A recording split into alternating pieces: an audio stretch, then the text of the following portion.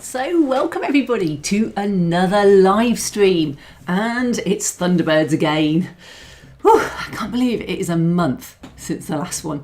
I don't know about you, but time just seems to be flying past. I got to Monday this week and I thought it's a live stream this week and I haven't actually done any Thunderbirds modelling yet. So I spent 4 afternoons doing modelling, and some I'd already got printed ready to go. And that's all I managed, really. I'd been doing some work on the computer and I wasn't really sure where to start. So, hey, I'll be showing you what I did get up to, and I'll be talking about one of the reasons why I didn't know where to start, really. It's quite interesting when you're starting a massive project about what you do first. But first, hello to everybody in chat. I've seen a lot of names go past that I recognise, and evening to everybody who's come. Thank you so much for spending your Sunday afternoon, especially if you're in the States or somewhere that's just changed its daylight saving time and you're still trying to work out what time of the day it is. Thank you so much for actually making it at the right time. And if you've missed it by an hour, don't worry. I once turned up to church an hour late, and I once turned up to church an hour early on a Sunday morning after our changes. So, you know, not that great. Just need a coffee shop that's open to sort you out. So everyone's talking about the snow. It was very exciting in the UK. We had snow. Literally, it snowed for a day and nothing settled, and then suddenly it settled of an evening here. And then it snowed the next morning, and then it stopped snowing and it more or less cleared. And today it was so warm, there's hardly any snow left apart from the odd remains of a snowman, and very sad they are too.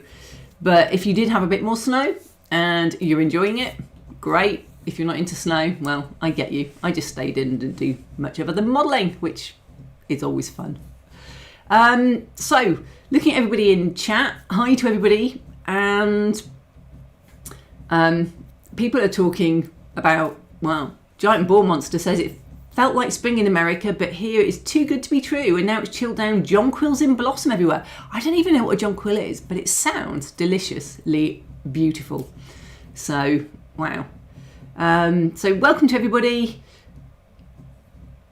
Loads of people, and I won't be able to list everybody, or I'll miss somebody, and there's nothing worse than missing somebody, so I'm just going to list nobody. And if you've got any questions when I'm talking, going through, then drop them in chat. There's a live chat. What the form of my live streams are, for those who haven't been to one before, I've pre-recorded the work that I did for modelling, because I can't model and talk, or put it this way, my projects take so long to do, you would literally see nothing being done if you just had the 2 hours on a Sunday evening. It would take us years to get through the modelling. So I tend to do a week, which is now only afternoons because I'm designing stuff in the morning. I tend to do a week of modelling and put that out on the live stream. So this project will take as long as it takes me to get it done. What we'll be talking about a lot this week is just building plastic kits, designing the dioramas that go around them, and when to use the plastic kit, when to add to it, maybe 3D print some elements, and then designing some other elements. I designed a roundhouse for this, which you'll see later on. It's been fascinating because I did almost all the work on this before Christmas, and I put it together, and actually the resin has printed for the 3 pieces that didn't print properly in FDM. And I'll talk a bit about why I chose the way I did to print it as well. It's been interesting. I got to Monday and I just looked at it and I thought, I've got to do Thunderbirds. But I don't know where to start because there's so much to do. It's such a big project and there's so many disparate elements to it. So I just sat down and started. I had to start somewhere. So I thought, I'll just build a kit. I'll just build one of the kits. And the only kit that I've done any additional modelling towards is the roundhouse that goes on top of the Thunderbird 3. That's the big red space one. Might be orange. We can quibble the colour later. Space one. So I'd already designed the roundhouse and printed it before Christmas. And it was sat over here on the side for the observant who spotted it last week. It's now sat in the other room. It's actually come out really well. I was surprised. There's a few little tweaks I'd have done differently if I was, it was going to get printed and sold as a sort of STLs, but actually it's a prototype. I'm never going to sell it really. So you may see it in a Kickstarter as a landing pad, but you won't see it as a roundhouse ever. So let's have a look at chat and see what people have been up to. So Stacey in the office says it snowed. Giant ball monster. Hang on, where? Oh gosh, it scrolled past a bit. So giant ball monster, is snow common in the UK in March? No, is the short answer to that. I have known it in April at Easter once when I was a child, but no. Generally, snow's not that common at all. Where I live, you can get through an entire winter, and we have. This is the first snow of this winter, I think, unless it snowed last year and I've forgotten it. So yeah, but it was just a really, really heavy. We probably had 4 inches here, and then it was gone. Because it's so warm in March, it just won't settle. The ground was so warm, it took ages for it to start to settle. Stephen, was supposed to be working night shift, but cancelled due to rubbish weather. It's always a good one, as long as they pay you still. And actually, before I start, I must remember to thank my moderators. So thank you to Digger, Timber and Norm, who do all the hard work. They get rid of those exciting adult chatbots that will appear at some point, so you guys don't get to see them. And anybody who's really rude or offensive, you don't stand a chance with these guys. They will kick you to the curb, which is very good because, I generally don't have nasty people in chat. It's funny actually. People are generally so nice, but it is useful to have other people taking it out before I even see it. So if you comment on something they feel is inappropriate, you will be gone. So who else have we got? Right, Soda Danderman made progress on Tracy Island. I said I would make a spare 6" by 4" board. Brilliant.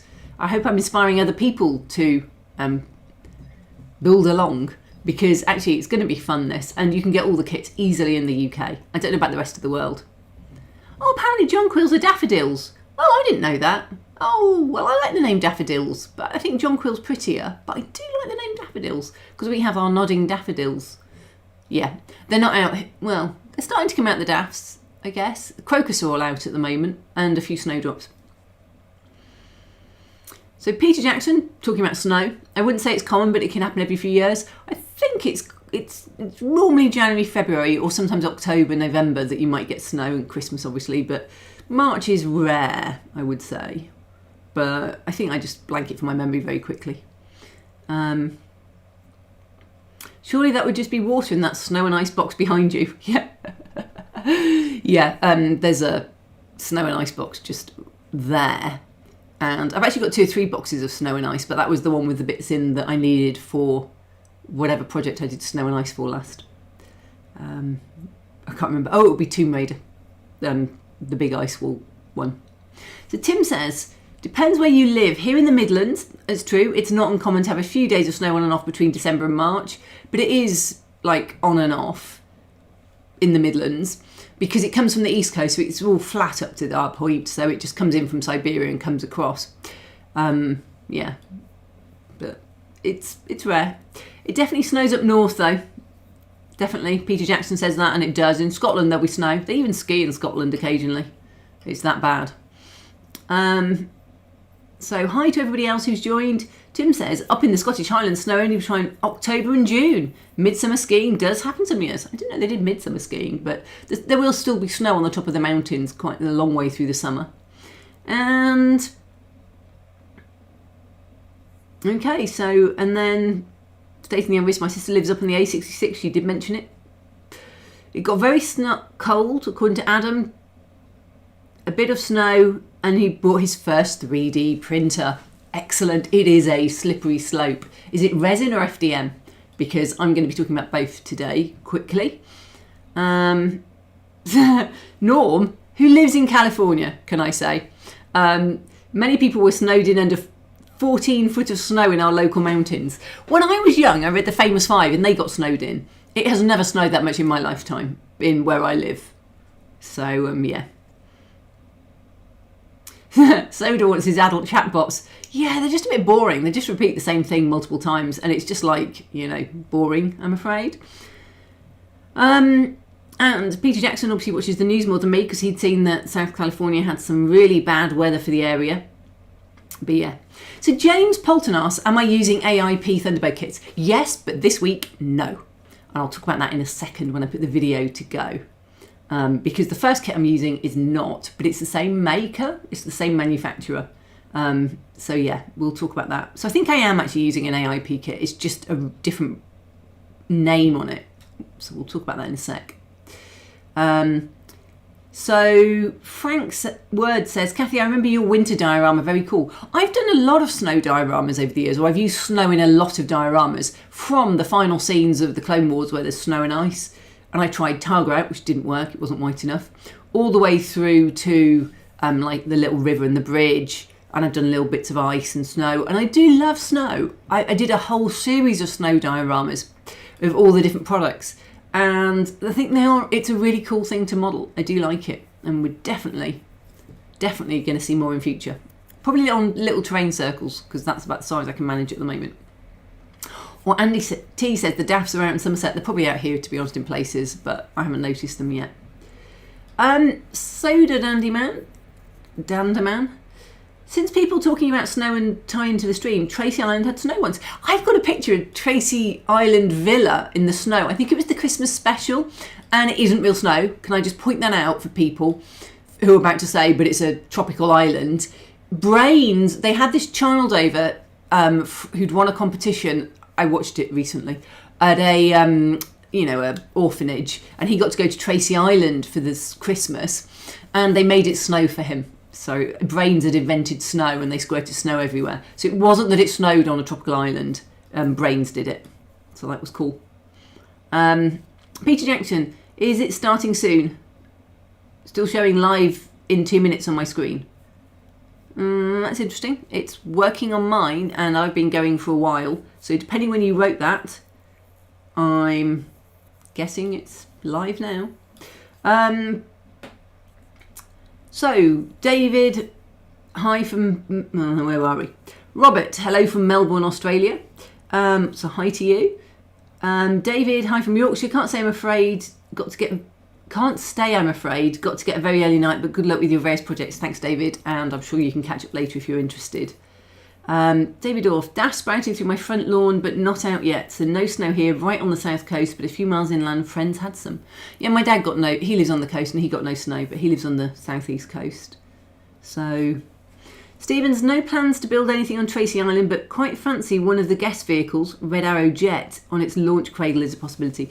They're very exciting, some of those jets, but I'm going to stick to the main 5 Thunderbirds vehicles. So obviously I'll be doing the space one because hey, I like space.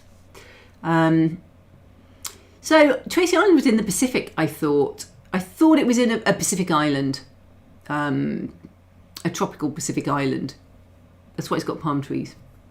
But it was definitely it was fairly central, and they could get anywhere because of their fusion reactors. They had atomic reactors on everything, because it was the 60s, and so they could get anywhere. And they also had a ranch in America, and they had safe houses around the world. So they did have a lot, and of course they had their lady in London, in the UK. So Resin is Resin. Don't know if I got a good one or not. Elegoo Mars 3. The Elegoo Mars 3 is great. I have an Elegoo Mars 3 and I love it. Prints beautifully. Really, really happy with it. It's a very good choice. I got given mine for free, just to disclose that, but I would have bought one. I already had an Elegoo Mars, so when they said, do you want one? I was like, yeah, I love it already. And my old one was an RGB one, and the new Mars 3 is mono. Just great. I haven't had a problem with it. I've leveled it once, but actually I just upped the exposure in the end because I was getting some print fails on supported stuff, and I just upped the exposure. I'd be doing these tests that they recommended on somewhere, and they want it to be as fine as possible so you get really crisp detail, but you just get more fails, and I was just decided to up it a little so I had fewer fails and maybe slightly less detail. South Pacific, according to Soda Dandyman. I just remembered Pacific. So, Nick, hi all. The last time we had snow for any length of time, we had 2 Russians visiting us here, especially our cathedral. Interesting. Stephen, hi Peter, I think it's located in South Pacific. Everybody says South Pacific. There we go. Very nice printer, set up right, it's great. Yep, definitely. Sometimes it's about the setup. Mine was leveled straight off the bat. I've got spare vats, and I've changed the FEP once by putting a new vat in. It's been great. It's just printed like a Trojan, and I literally was setting it, not at this time of year because it's a bit cold, but I've been going 24/7 on it for weeks on end, and it just printed. Right, Peter Jackson's refreshed the screen and he now has me, I think. That was good. Soda, the sage houses were all The safe houses were all agents for international rescue. Basically a damp good spy network, because it rained a lot there. Even Grandma had an atomic cooker. Yep, everything was there. And in the Weir world, I want to make a big diorama from Lord of the Rings and The Hobbit. The places to Rivendell, and I have a 3D printed laser, but first makes everything in software. The thing with doing it yourself is it does take a long time. You can get some of them already on places like Thingiverse and printables that will speed it up. But yeah, but that would be brilliant. So let's put Thunderbirds 3 to go. I'm going to put the video to go.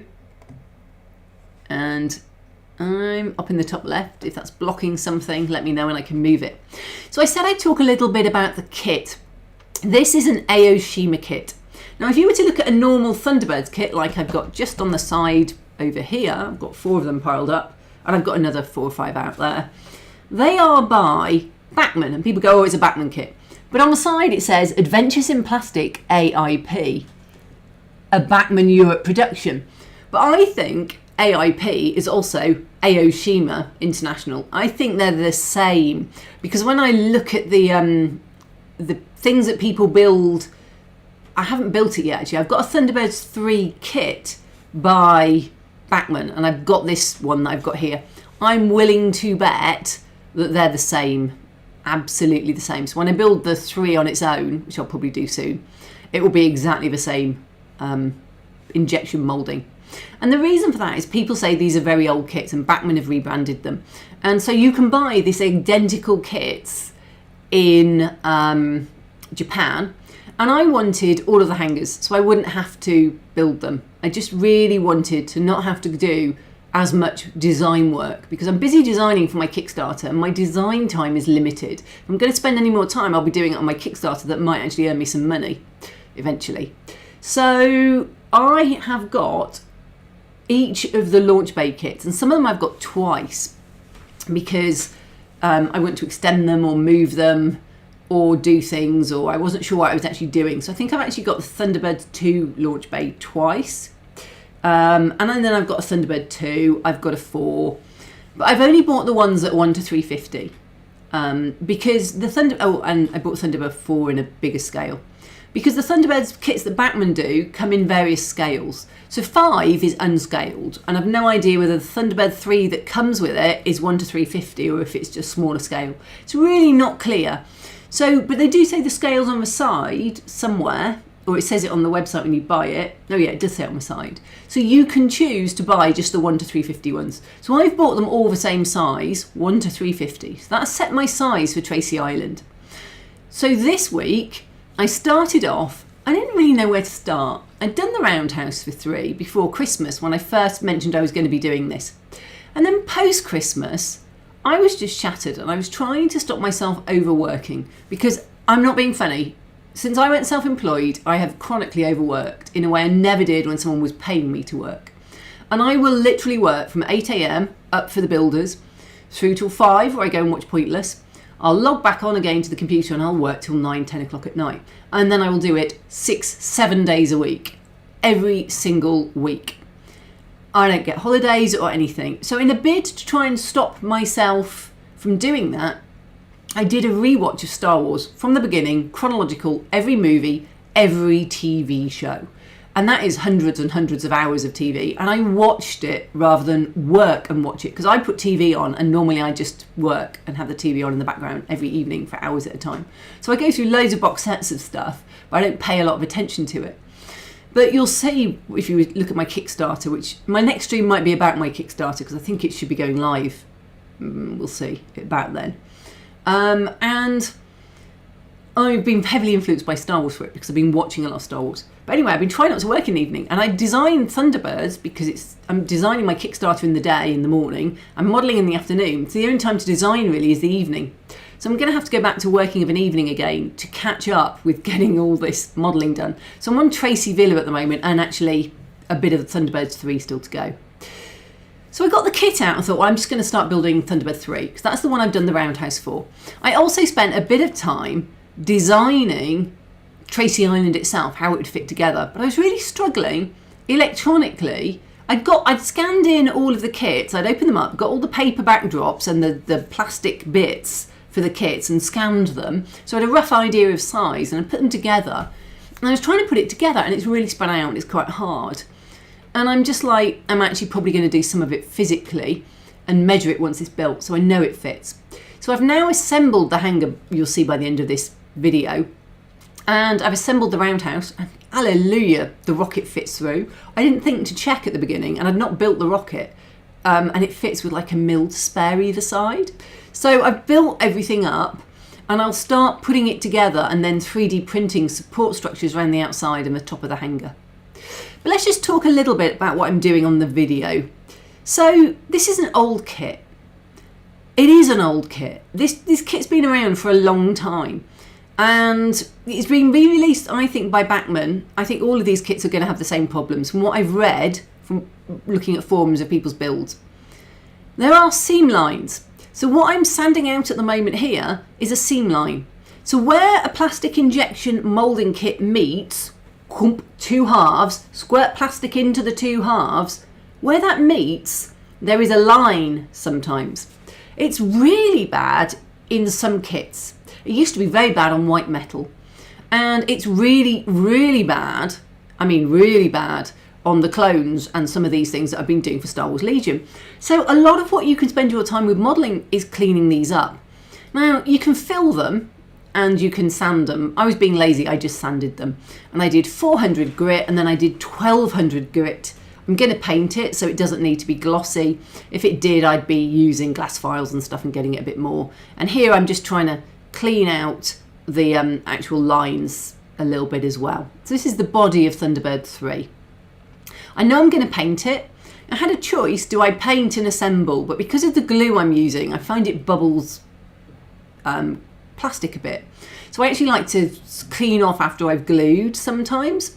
So because I like to clean off after I've glued, in case I spill any, which I frequently do, it's very, very runny glue, it's like water, I will assemble it totally and then paint. But with these older kits, there's 3 or 4 things you need to clean up. One is the seam line. One is when you've glued it together, the glue line sometimes will need sanding. And I haven't been through really and sanded those glue lines because actually there's not that many on this. Certainly on the TB3 kit, because most of the lines are not down the side of the circles, they're sort of in between segments, so then they're quite easy to see. There's also sinkholes. So where you're squirting plastic into the mould, where it goes in, sometimes there's not quite enough plastic, so you get a little bit of sinking where it's been injected in. And you should fill those, though actually I didn't find any that were particularly obvious. So I didn't actually fill any. Most of them, they're aware it's going to happen, and they put in a superfluous bit of moulding the sinkholes in quite often, especially on the thin parts. But what they also have are ejector pin marks, and these are little round disc marks, and is where the ejector pin comes to pop the plastic out the mould when it's been done.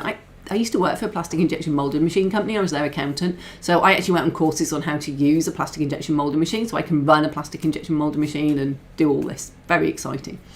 And I normally would sand those off if they're visible. I sanded a few, but most of them were on the underneath of shelves if they were particularly obvious, and so they weren't very visible.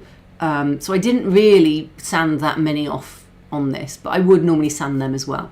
So this is what I'm doing here. I'm cleaning up the kit so it's an acceptable level for painting. Woohoo! Right. Ooh, loads and loads and loads of comments. So let's see where we get to. Right.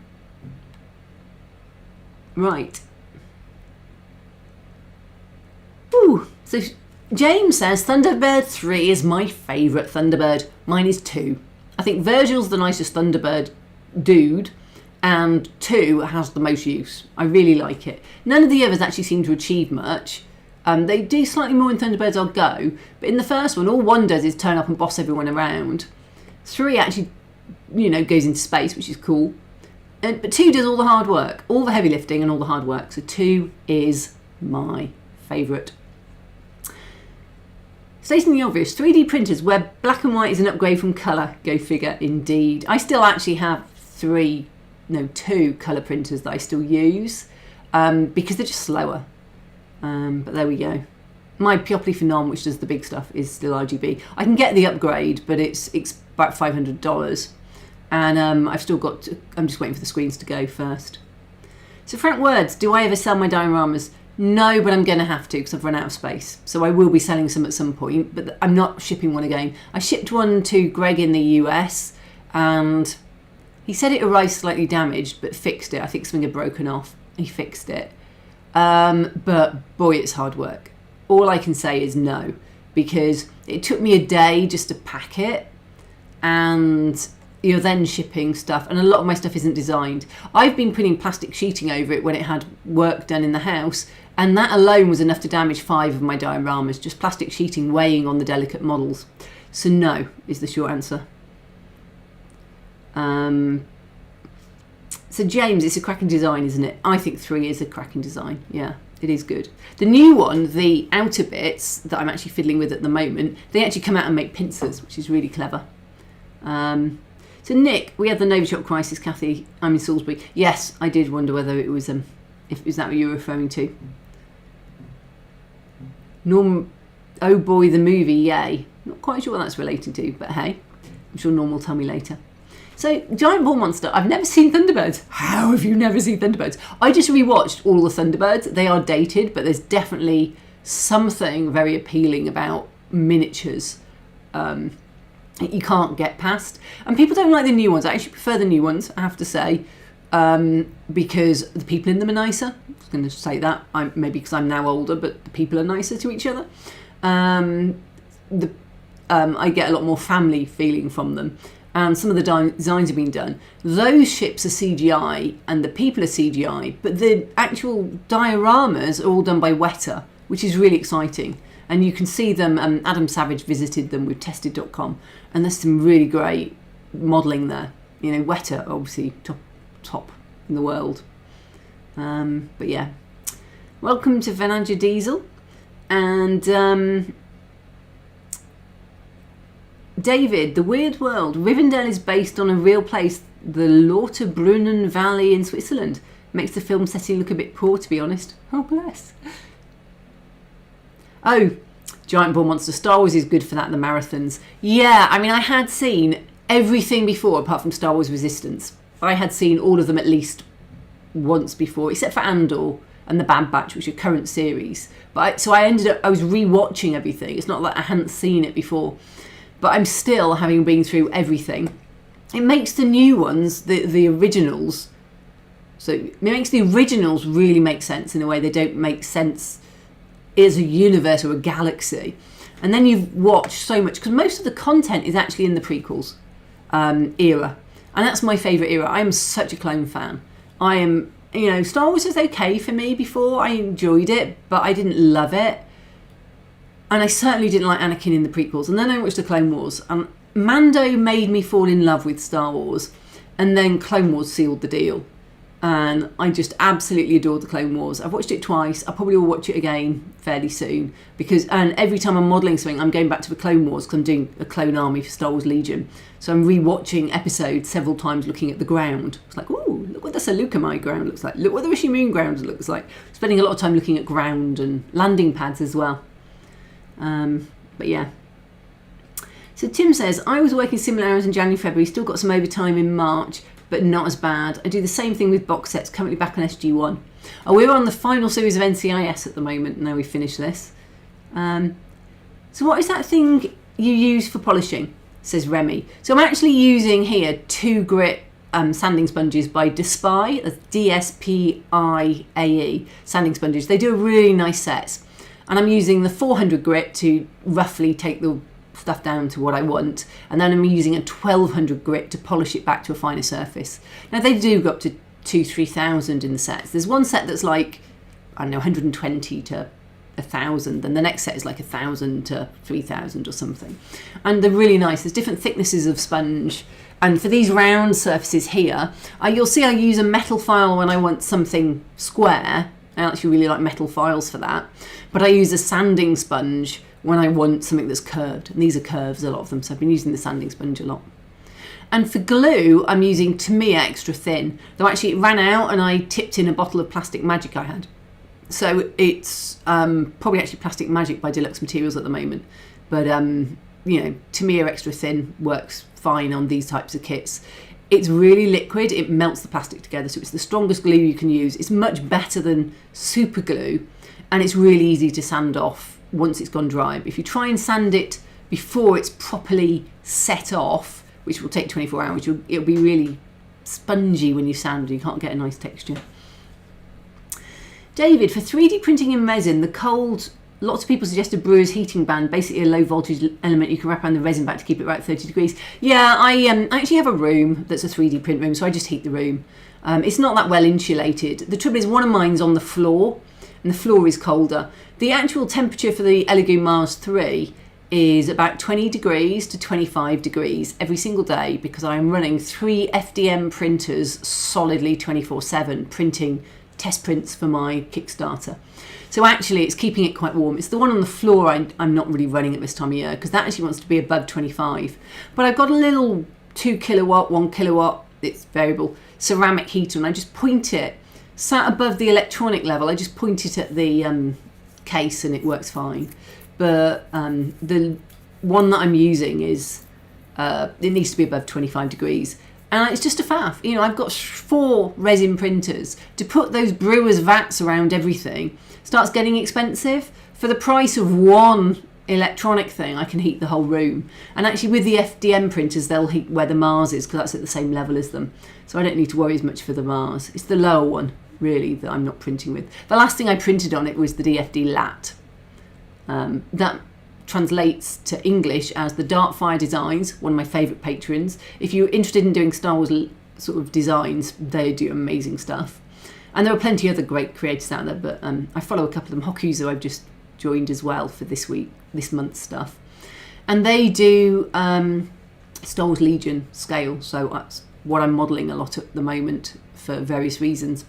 And as a result, I've been printing a lot of their stuff. Which is fun. And the Lat is a Republic gunship from the Clone Wars era for Star Wars. So Valley's 56X, for polishing I use increasingly fine glass paper and then finish with toothpaste. I don't need this to be that fine. And the reason for that is it's going to get a couple of layers of primer and paint on it. So what I will do is I will prime it next. But I'm going to do all the mass painting. I've got 2 of these to paint, so I'll probably prime another one. I'll probably assemble and prime another one.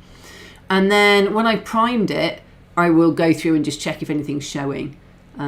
So yeah, but if I was doing this as a plastic finish kit, I would be polishing it in much higher grits. And I do have the Tamiya polishing compounds for going really fine. Yeah. So Weird World, I see a great place to go on vacation. I think he's talking about Rivendell. Definitely, sounds fun. Switzerland's beautiful.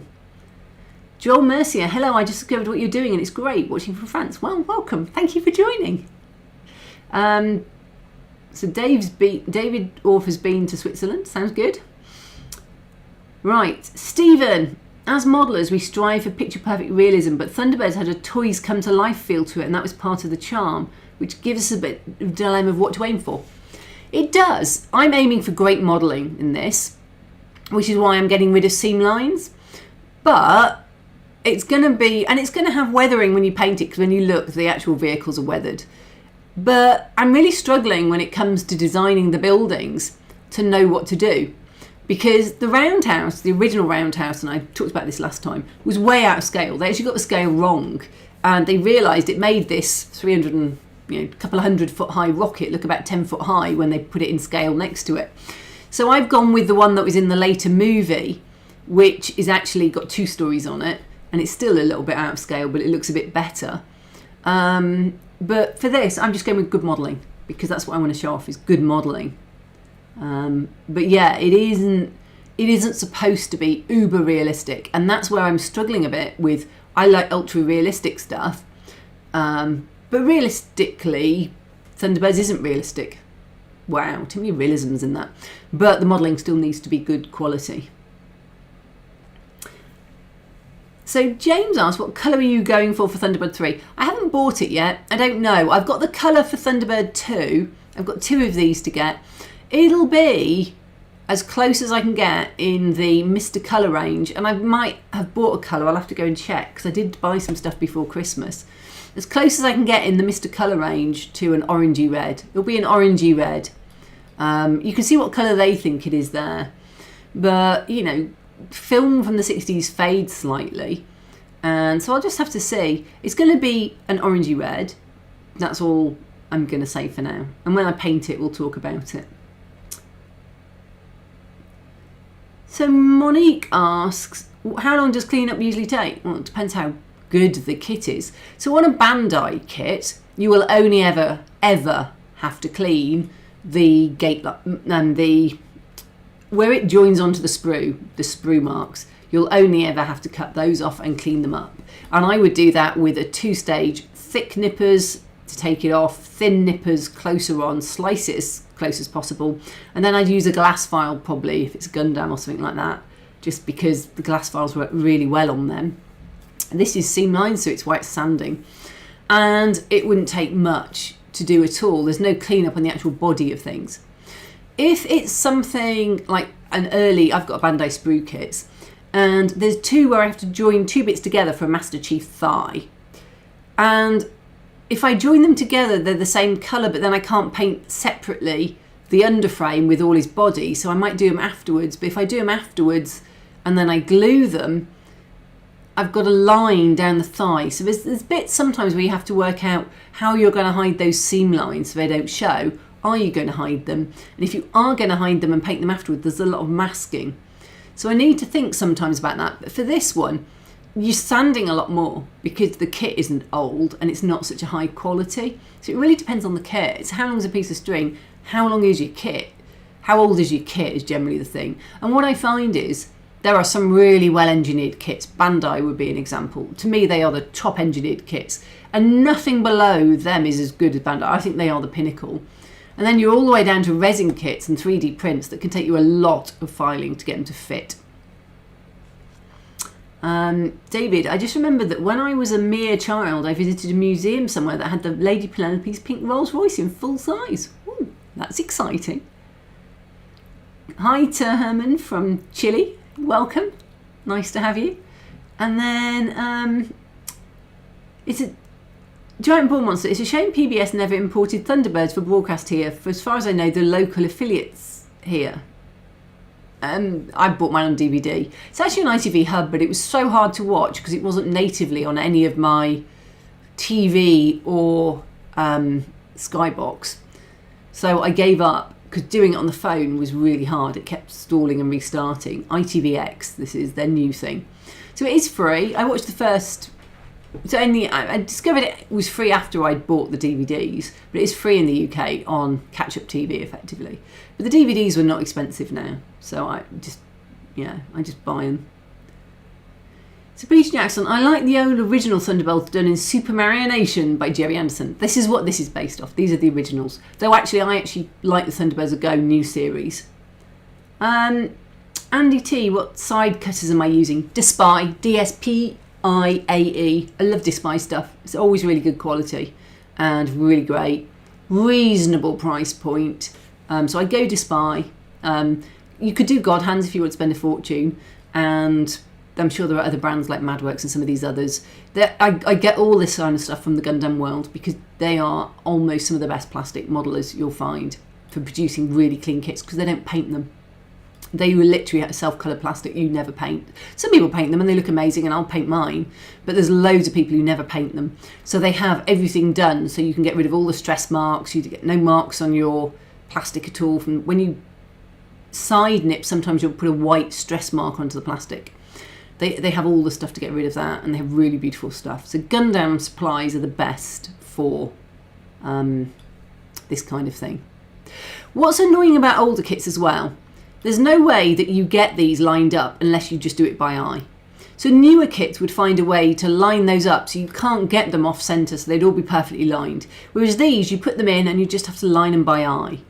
And it is frustrating because there's a lot of them to do and you're knocking them as they get older. So you'll see I'm very moving it to look down the barrel to see them straight. But it is a little frustrating. They're just glued top and bottom and whatever you put along the side. So older kits I find aren't as well engineered. But there we go. Remy says thank you, no problem. Valley's 56X, favourite Star Wars Force user, Ahsoka Tano. Non-Force user, Jyn Erso. So, me, Ahsoka, definitely favourite Force user. Favourite non-Force user, Captain Rex. Absolutely my favourite. Do love Captain Rex. Got a bit of a crush going on there, if I'm honest. He's a great guy. He's in the Bad Batch as well. So, if you're watching the Bad Batch, I'm sorry. This week's Bad Batch, I won't say anything more. It was absolutely awesome. In fact, the Bad Batch is the spiritual successor to the Clone Wars. If you haven't seen the Clone Wars, this will mean nothing. I've been so loving the Bad Batch. I just want a Rex series now of what happens after Order 66. Just want it so much. But instead, we're getting it through the Bad Batch. Anyway, there we go. Mark Warren, same here. I have a halogen heater for my resin printer, and I store the resin in my airing cupboard as well as at the plate. So I actually keep my resin next to the printer so they're at the same temperature, so they're consistent if I have to top it up. Ash, do I build Airfix kits? I don't have any Airfix kits that I want to build. I don't build planes or that kind of thing, so I haven't built an Airfix kit for donkey's years. I have built them in the past, but not recently, so I've no idea what the quality's like now. But I still get a rave about Bandai Engineering because it's just so good.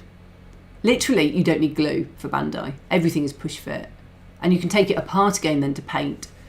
You can build it and then take it apart and paint it and rebuild it. You sometimes have to snip the pegs a little bit so they're not as tight, because when you paint, obviously they tighten a bit. But yeah, the engineering on a Gundam kit is so beautiful. I just love building them. I really have never been into Matchbox die-cast toys, Soda. I've always been a kit builder. I would rather build the kit than buy the figure. So I don't own any 6-scale Black Series Star Wars figures or anything like that. I do actually own some of the Chinese knockoff samurai ones in sort of 12 scale.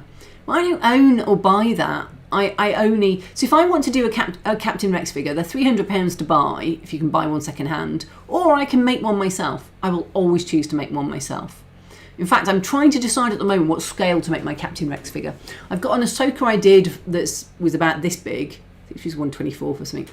For a diorama, the final scene of the Clone Wars. And I'm wondering, because I can repose her, because I've got her designed and rigged, I'm wondering about doing a Rex, and I've got a number of different choices. I could do a full-scale cosplay size Rex. You know, I've got the armour that I bought for that. So and I've printed the helmet in full size, because I plan to do a whole series of helmets, along with every other project. Haven't finished the Titanfall one I started 4 years ago yet.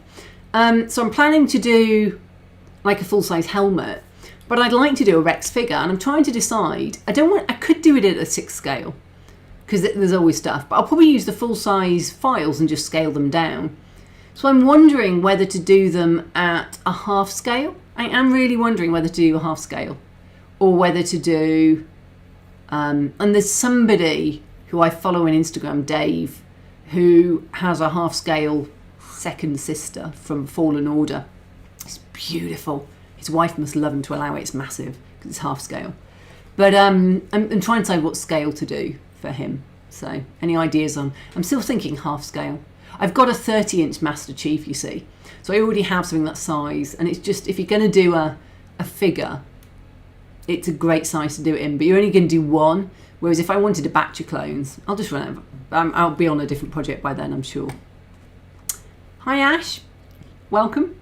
So Tim, there is a modeller in Northern Ireland who built a model railway based on the Roadrunner cartoon. It's unrealistic but very high quality.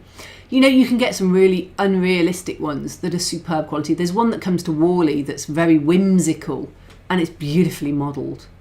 You know, things can be well modelled but not realistic. Derek Meddings used to weather the living daylights out of the miniatures because the effect was diminished by filming. I can imagine that, because you put such bright lights on. And also very big. So I hadn't put the base on because I couldn't find the book. I've got a Haynes manual for Thunderbirds. I actually own 2 of them because there were 2 editions, and I didn't realise they were the same thing but with 3 extra pages when I bought the second one.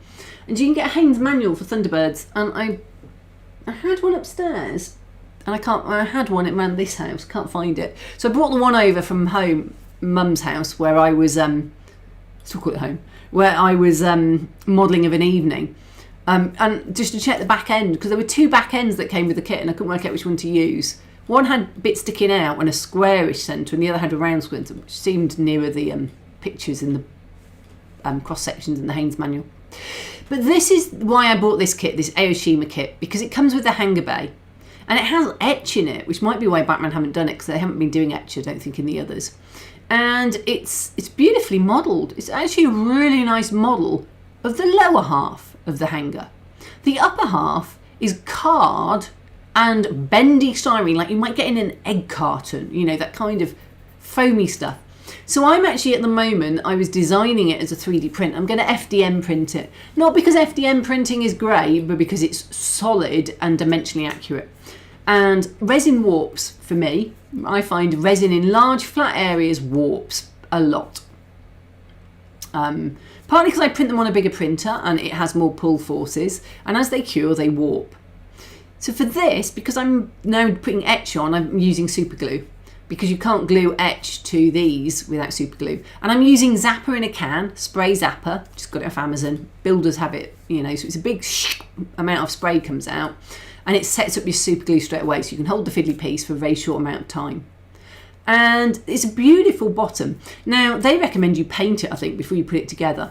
But quite frankly, I am painting it afterwards because I want all the glue marks, I want everything there. I'm going to prime it and paint it afterwards, and it is going to be well weathered. The one on the box looks really shiny, and mine's going to be a lot more drab, I suspect, with weathering. And it's got some metallics in it, and I need to decide, do I mask and paint? And I probably will end up masking and painting the metallics. But the smaller ones I'll use a Molotow chrome pen on, because it's great for picking out details. And I'll hand paint a lot of the details. So this is what I'm doing now, is the bottom of the hanger. I was talking about I need design time to get on with it. I need to design the top. I did some the other night. I was out Friday night. It's my birthday on Wednesday, so I went out Friday night. It's actually a big birthday. Should have brought what my friends bought me. My friends got me a bobblehead stormtrooper and a stormtrooper glass. It's like in the shape of a stormtrooper for my birthday. That's so cool. They know me so well. So I've got it. It's one of those that sits in the window in the sunlight and kind of rocks back and forth like this, the little stormtrooper. Still can't hit anything. So I must get that on my desk next to my BB-8. And I've got a little Panda that I bought from Hong Kong that does the same. And I've actually got a Jack Cooper from Titanfall 2 on my desk. And then loads of 3D prints that I'm working on.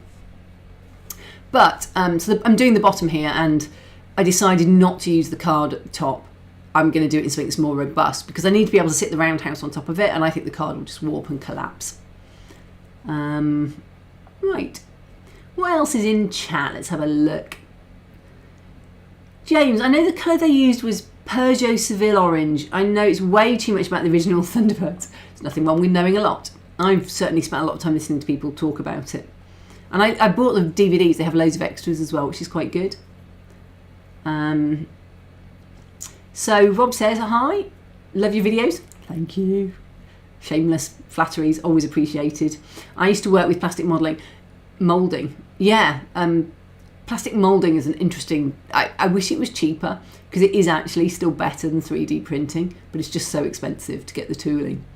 The Weird World.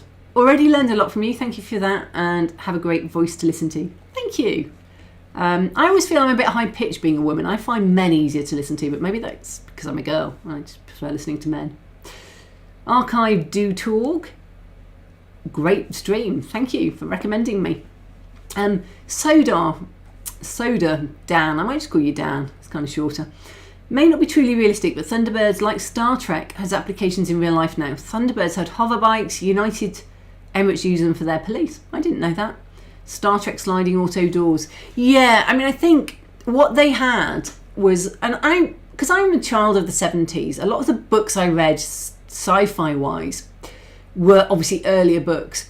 And that period of the 60s and 70s had so much hope for the future around atomic energy, fusion if they went further out, but all about the future. And they had a more utopian view of the future.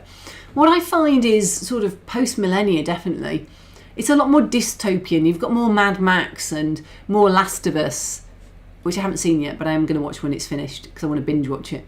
And more depressing about the future.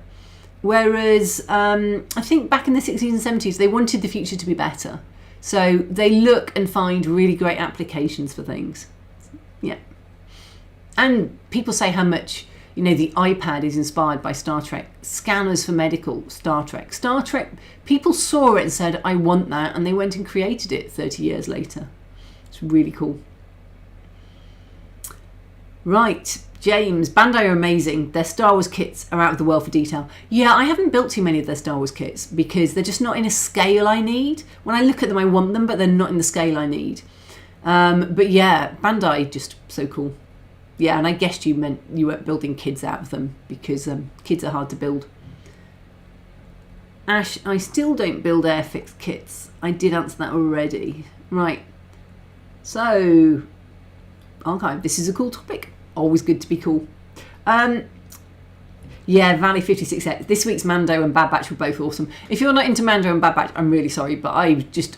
Wednesday lunchtimes, there's no point being self-employed if you can't do this. I would sit down and watch the Bad Batch. Now I sit down and watch Bad Batch and Mando, so nobody can spoil it for me, because I'm on loads of chats that are Discord, that are Star Wars based.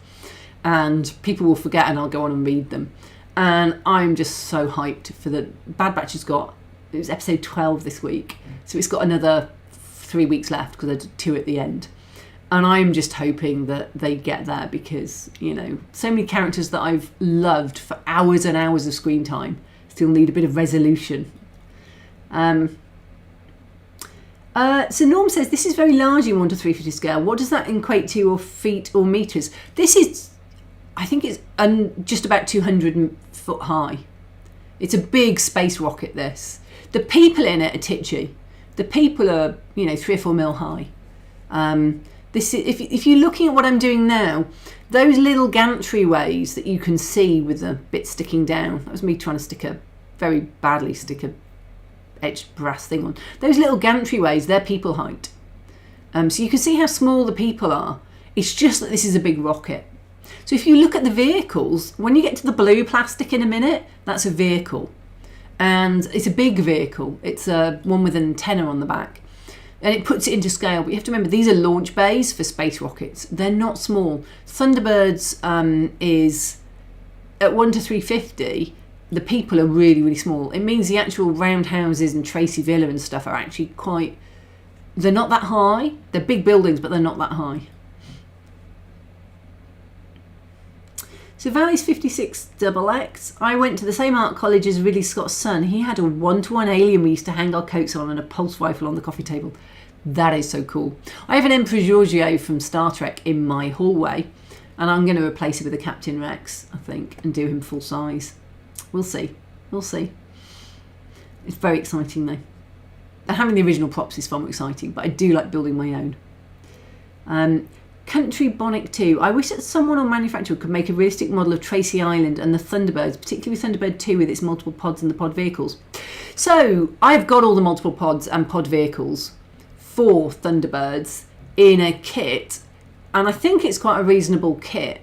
The trouble is they're quite small. I don't know. So there's 3 Thunderbirds, Thunderbird 2 kits you can get. One is the launch bay, which comes with fewer vehicles and containers, but not enough containers to do all 6. And it doesn't come with the opening one, I think, that is open. That's just a pile of equipment. And then I think the Thunderbird 2 kit on its own has like 20 vehicles with it. And then the Thunderbird, you can get a transparent one, which I also have, which then has all the full interior for Thunderbirds, but it's transparent so you can see the interior, and also comes with loads of vehicles. So I am going to probably end up modelling the vehicle bay because I'm just going to have so many vehicles and nowhere to put them otherwise, which is why I bought a couple of kits. But yeah, so they are there, but they're not... You might have to buy multiple kits to get everything. Soda Danderman. Derek Meddings, great visionary, worked on the original Superman movies. Also David Milton or Thomas Fame sprouted from working with Derek Meddings and Thunderbirds. I think, you know, that era, they sparked off each other a lot. Very, very cool. Monique, I have to get ready for work because it's Monday here. Have a great evening on. Thanks for joining, Monique, and I'll speak to you soon. So Soda Dandaman, it was my 38th birthday on the 2nd of March. Oh, my dad's birthday is 2nd of March. And I got a Meccano O-Gauge Clockwork Percy complete set. Now that is fun. Happy birthday. And it was stating the obvious 60th a few days ago. Well, happy birthday. Loads of big birthdays coming around. It's a fun time. I'm not really into celebrating birthdays, so you won't see any photos of it online or anything.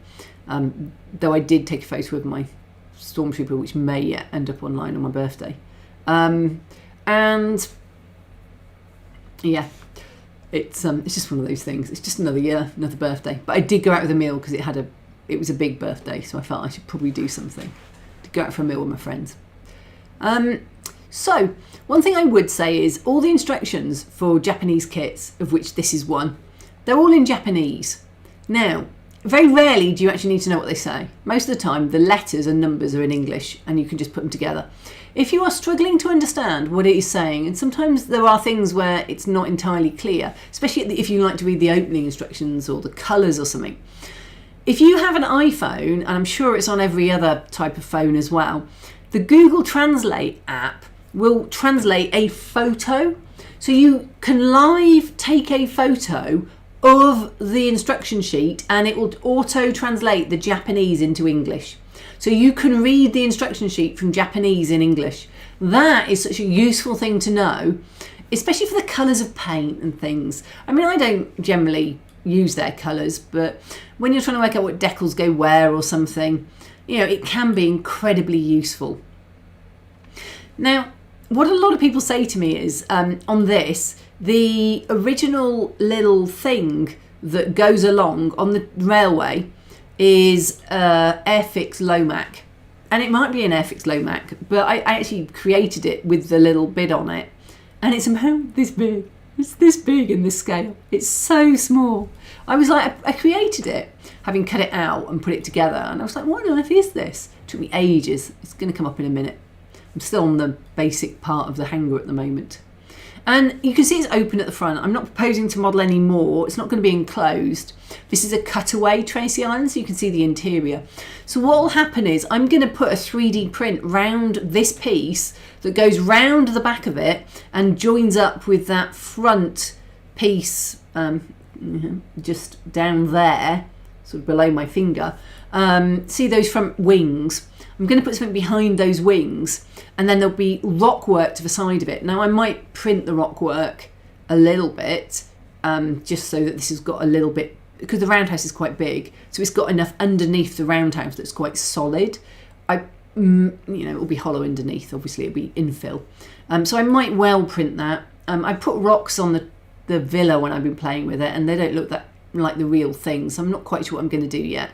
Rock work is still a bit off on the idea, but I've got brushes I can use to just put a rock idea on. So I might do that for the sides. So the cutaway is then very solid and I can magnet it together if I leave holes. So Soda Dandaman, happy belated or early birthdays to whoever has one soon. Indeed, March is always a busy month in offices. It's obviously a popular birthday month. It's always better to be old than not, I think. Would you try to make the couch move along a rail below the TB3 ship? Magna rail may be useful, or just a small bit of matchstick on a thread wheeled at each end to pull back and forth. I'm going to tell you this, it's too small. It isn't even a centimetre long, I don't think. Moving something that small, I thought about it and I was just like, realistically, it is too small. So the animation on this is it going to be going vertically high. So, which is one reason why I haven't assembled the hanger yet, because I need to put the holes in. I need to drill them into the plastic bits that I haven't modelled yet. This is still on the hanger. It's coming in a minute. I need to put the... I was going to fully animate everything, and then I realised, whoa, just too much. Too much to do. Too many small animations that are not going to be robust. So what I need to do on this is work out what I'm going to do, and the answer is very clearly in my head. I'm going to do the launches. I am not doing all the moves back and forth because, you know, a person's 3 or 4 mil high. The couch is probably about 8-9 mil long. It's not big enough to animate. And this is the problem in 1 to 350 scale. But I'm not designing all this from scratch when I can just buy a kit and build it that I can then put in. And is it cheating buying kits? No, really not. Not when you're doing something this size. And there's a lot of skill. That's the railway track on that bit of etch. That is the size of the railway track. I'm just cutting this etch out with, you can see I'm doing it with my fingers. Sorry, my fingers. Doing it with a knife. It does distort it a little bit, but it's a fairly sharp knife and it's a very fine etch. I bent it with my fingers because I couldn't bother to find my etch tool, wherever that is. It's somewhere safe. It's in a box somewhere. I'll never find it at the moment. So, this is a kind of a gantry way. I don't think I glued this together as well as I could have, so I might go back and just re-glue some of the areas on this. It just didn't seem quite as square as it could have been. There's a bit of a gap as well. So yeah. But no, I think it's just too small. Stephen, I used to like the hell jets on Thunderbirds. They could work in real life, but they'd be hopelessly inefficient, a bit like flying bedstead from the 1950s. Yeah, I think for this, a lot of their fighters and everything are probably not that far off, but they're not in the current sci-fi design range, which tends to be more hover jets with, you know, big propellers in their wings and things like that, or movable thrusters and engines and things. I think I saw some figures on the sprue. They are quite tiny. I don't think I've seen any figures in this, but no, I'm not sure I saw any figures, but they are definitely very tiny. I realised that when I was doing the steps. I think my steps are way oversized. They're actually in scale with the pictures, but I still think that the actual pictures for things in this are way over scale. I think they are, I just don't think their buildings are scaled correctly for their people when they do the big shots. I think they, you know, the steps especially I feel are wrong, but I've gone with more or less what they've done. So for an example, their steps have like 2mm risers, but the people are only, you know, 4 or 5 millimeters high. That's like saying you've got to climb at waist height every time you do a step. Well, no. So I'm probably not going to put any figures in. Then the scale won't be so noticeable, I think. And you never see figures in these in the same way. Not the exterior shots. You don't. You see like them sitting around the pool, but that's a pool diorama. You never see them sort of standing on the balcony, I don't think.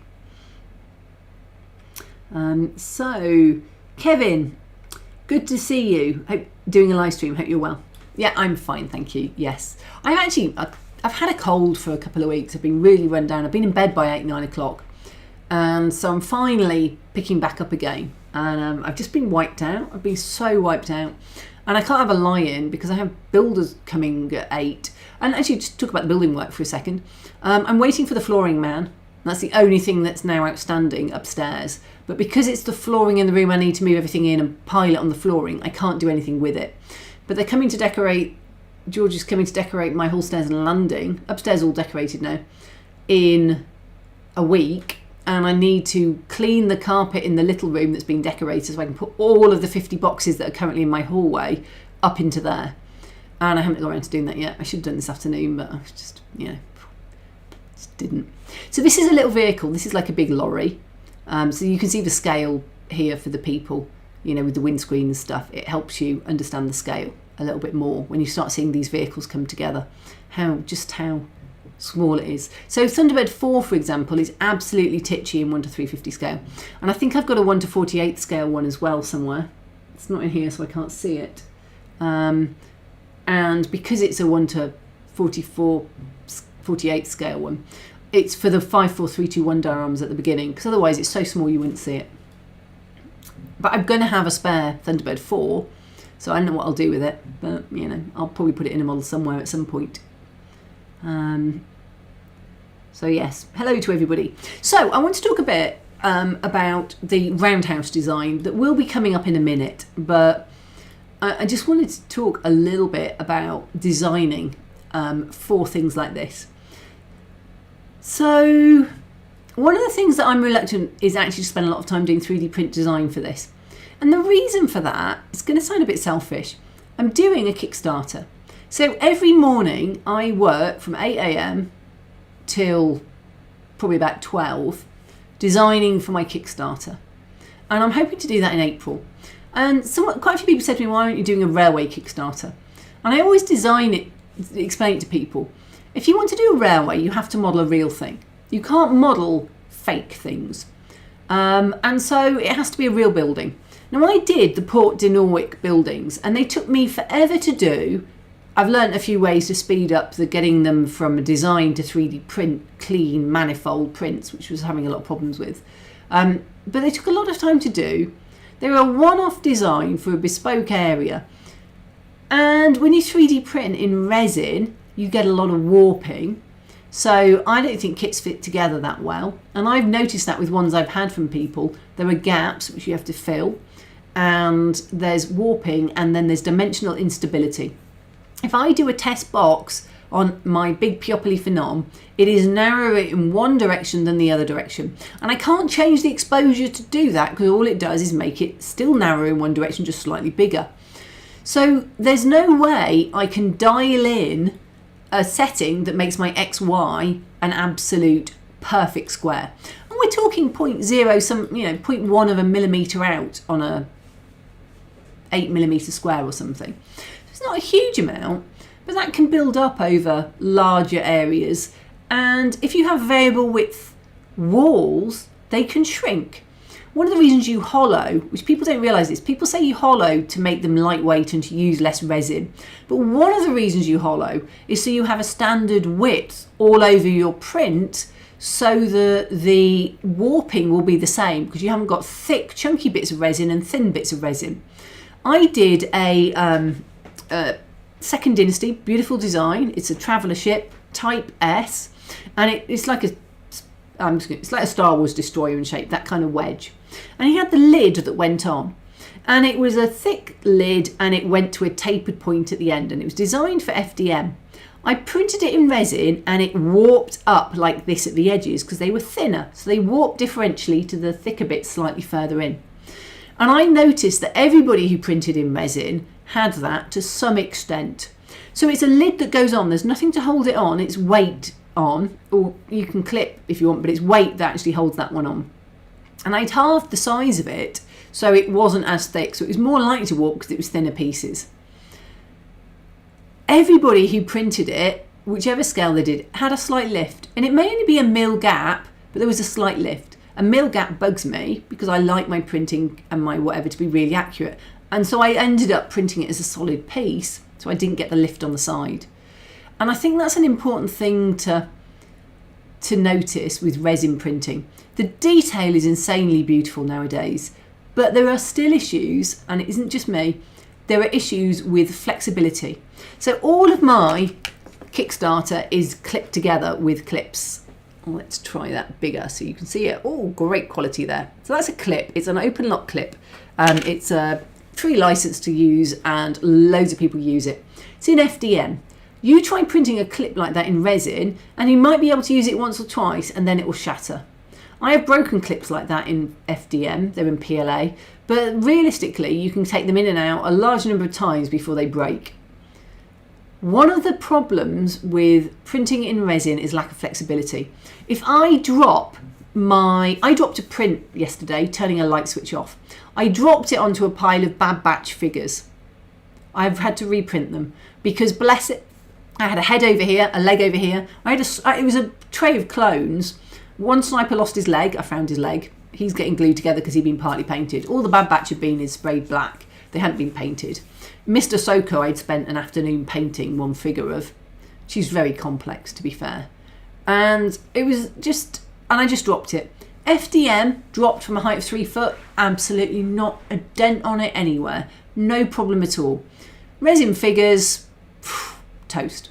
You can drop a resin figure on the floor and it will shatter. Even with 10-20% tenacious in, which helps, puts flexibility in. Dropping them on a stone floor, sometimes they'll survive, sometimes you catch them wrong and they'll smash. And that is an issue very much an issue with resin. So my DFD lat, I'm really nervous about dropping. I wouldn't want to play with it for terrain in a game, which is one of the things I'm designing for. So I've been designing in FDM because it's robust. You know, this is the top of a canopy. It's got a bit of flex in it. So that is a FDM. It's got a bit of flex. It's never going to be fine detailed. It's just goes over some. Oops. Oh, I missed the canopy. Hang on. Yeah. Really professional, hanging off the screen there. Sorry, putting it back on its rods. So you can print something like that in resin, and if you drop it, that probably would break. If I drop it in FDM, nothing. No problem at all. So FDM is really robust.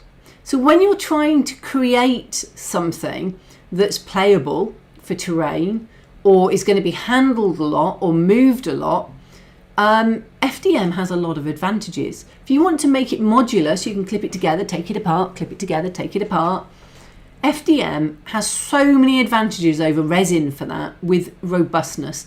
And with elephant foot, you do get where the first layer that goes onto the print is wider than the subsequent layers quite often. And I'm sure you could design that out if you wanted. I just don't really worry too much about it, but you know, it can be an issue.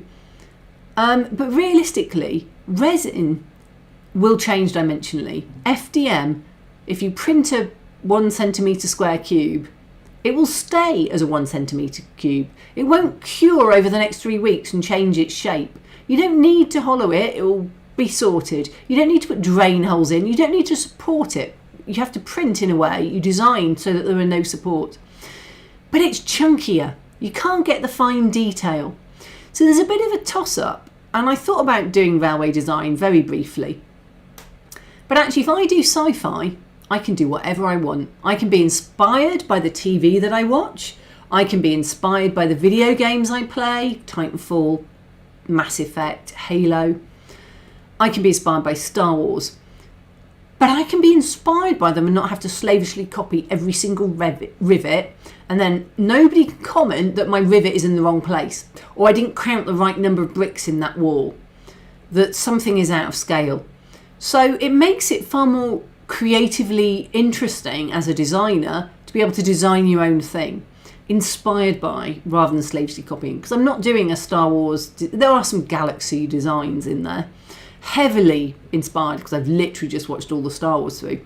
But I can choose what I want to do, and I can be inspired, and some of them can be direct copies almost, appealing to the Star Wars market, but some can just be what I want to do. And that is so liberating as a designer. But if I spend a lot of time doing something like this roundhouse that's just coming up, I can't sell this print because its IP is Thunderbirds and Jerry Anderson and ITV. So I can't do much with this because it isn't my IP to sell. I can't do inspired by, I probably could, without causing copyright issues if you're not careful. And there's codes in Star Wars that people use when they're selling things, that everybody knows that a wizard is a Jedi or whatever. And so you can copy them. And I've got entire Gungan armies, and people get away with it because Disney aren't that keen on... They're not really chasing people on this kind of stuff, as long as you're not obviously saying this is a Star Wars thing. I don't know what Thunderbirds are like, but I got slapped with copyright off my last one because I played a clip of the Thunderbirds. So there's definitely copyright around it. So I don't want to spend a lot of time designing stuff in this range. Though actually I'm going to sell that base and the extension, the flat bit as a landing pad because it's designed. And I'm just doing the stonework for the Zen garden that goes underneath at the moment.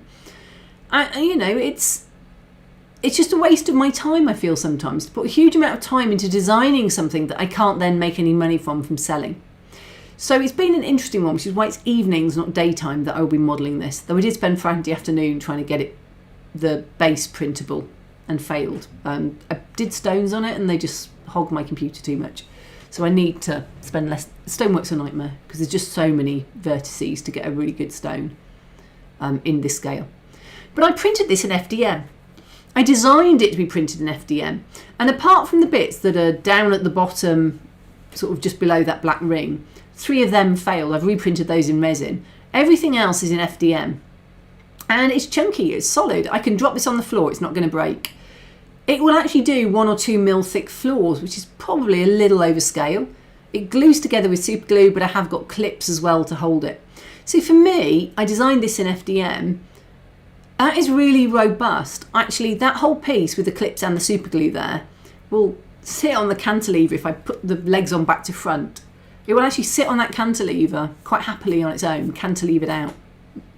So it's fascinating to design in something that has no real fine detail but is great for dimensional accuracy.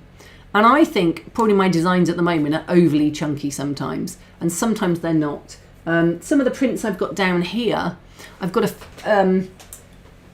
this is a fail that needs redesigning because overhangs need to be supported. This is printed in this direction, and this is an overhang and it's not supported enough. I tried to make it more rounded and the next one didn't print. So I'm going to split it in half and change the direction you print in and get rid of the supports, but I need to change the shelves at the back of the shop when I do that. So there's loads of interesting ways and things you need to think of when designing, and you design either for FDM or resin. I find if you design for FDM, people can then print it in resin if they want, but I think the way the world splits at the moment is people who want to do big terrain pieces, and my pieces are big terrain pieces. You know, this landing pad on the floor here is this wide. It's a circular one, you land in the middle of it. It's a big statement piece for a table or tabletop or a diorama or whatever. You wouldn't need to do it all necessarily.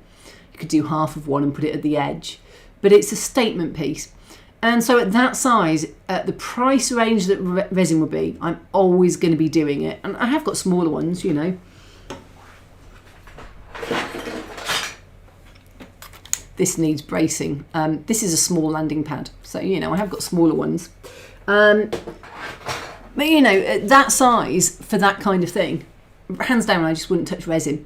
So when I came to think about the roundhouse, because I'm designing all the time in FDM at the moment, which I get headaches off resin, I don't get headaches off FDM. There's a lot of reasons why FDM feels better for printing, because the cleanup on resin will give me a headache. I've had a headache this week, and I did resin printing this week, and I haven't had a headache for ages apart from the cold. So anyway, I designed in FDM. It isn't as fine, and it has layer lines. So I need spray putty probably the top of this to get rid of those layer lines. But actually, if you put a good design on the outside, the layer lines become less obvious. But I probably will still spray putty the top of this at some point. And the sides are less of a problem. So this has been a fascinating, it's the first building I've designed in FDM that's actually as fine as this. This is 1:350 scale, and I've done it in FDM. I don't think the steps are quite right, and you'll see them in a minute. And because this is a prototype, some stuff doesn't line up quite as well as it could have, and that's fine. I don't need to redesign it, I'm only making one of them. So anyway, I've waffled a lot. Let's see what's in chat. Kevin, sounds like a lot of work. Hope it goes well for you. Thank you. Yeah, it is a lot of work. This is a big diorama. This is going to be a year's worth. And then after that, I was thinking I may actually, if I'm starting to do a lot more of my own design, it may have to be my own designs just because I haven't got the bandwidth at the moment. I'll talk a little bit about bandwidth if we get a chance. Thunderbirds, so cool. Major part of my childhood. I did contact you about models and showed you a studio scale T2, not if you remember. I've had a few people send me some studio scale ones, and I do remember seeing a really, really nice one. So yeah, I do remember. I've had 5 or 6 people show me their Thunderbirds models, and there's some great models out there. And I saw some at a model railway show on Saturday. They were really good. Stephen, blimey, that truck is tiny. Yeah, it starts to put it in scale when you see that. Do you know, State in the Other says, I love those track trucks. It's just a nightmare because it's held on by 2 little pins of like plastic. Trying to get it level in that scale so when it's actually flat on a surface took forever. Tim Williams says, I only use resin prints when I have to for detail. If I think a design will work in FDM, I always try first, far less hassle. True, but for railway carriages and things like that, I'd always go resin. Ash Calderland, will you be taking part in OMC this year? So O&C is the original mecha contest, and I did it last year. And I struggled because I couldn't. It's got a 15% 3D print limit, and if they allowed me to design and print a 3D print mech, I would, and include that, I would do it in an instant. But as you have to scratch build it, I mean, I actually joined their Patreon and support it because I think it's a brilliant contest. But as they require you to design it and build it in practical, not in 3D print, no. And it's a bandwidth issue at the moment. I am literally struggling. So there we go. Geek Gaming reviewed Sunlu and its inexpensive resin, very promising. Norm, I use Anycubic Clear on my Mars 3 with 10-20%, because I'm not good at accurate measuring. Tenacious. Clear Tenacious. And I do it in clear, so I can do clear plots on that, and I just tend to print everything in clear as a result. For my Big Peoply for Nom, they are very specific about the resins you can use because it has such a high peel force, because it is a massive printer. It's this size, you know, it's literally almost the size of a kitchen cabinet. Because it's that size, they insist on either their own, and I've got a little bit of their own left, or Suriatech. So I tend to use Suriatech Navy Grey in there, and they recommend 20% tenacious, but I've probably got about 10 in. It's about 15 at the moment. So I haven't tried Sunlu, but Anycubic is inexpensive, the clear stuff, and with dollop of tenacious in it, prints fine. If I want really clear, I've got some Suriatech Clear Blue, which I might move over to because I need to use it up. Rob65, the first model I printed 5 times. First model got damaged taking it out of the printer. The second I dropped on the table. The third snapped while showing it to a friend. The fourth, I knocked my Mandalorian, my 6-scale Mandalorian, head on the floor. I reprinted and redid that. And then I put him on a stand. I went out the room, I heard him fall off, and he fell off a stand onto the granite worktop. So it was only to his feet height, to the base he was standing on. It fell off and he smashed. In 3 or 4 items smashed, and I had to redo half of Mando, and I literally just done my final photos for the figure, but I hadn't done the diorama yet. It's so easy to smash resin.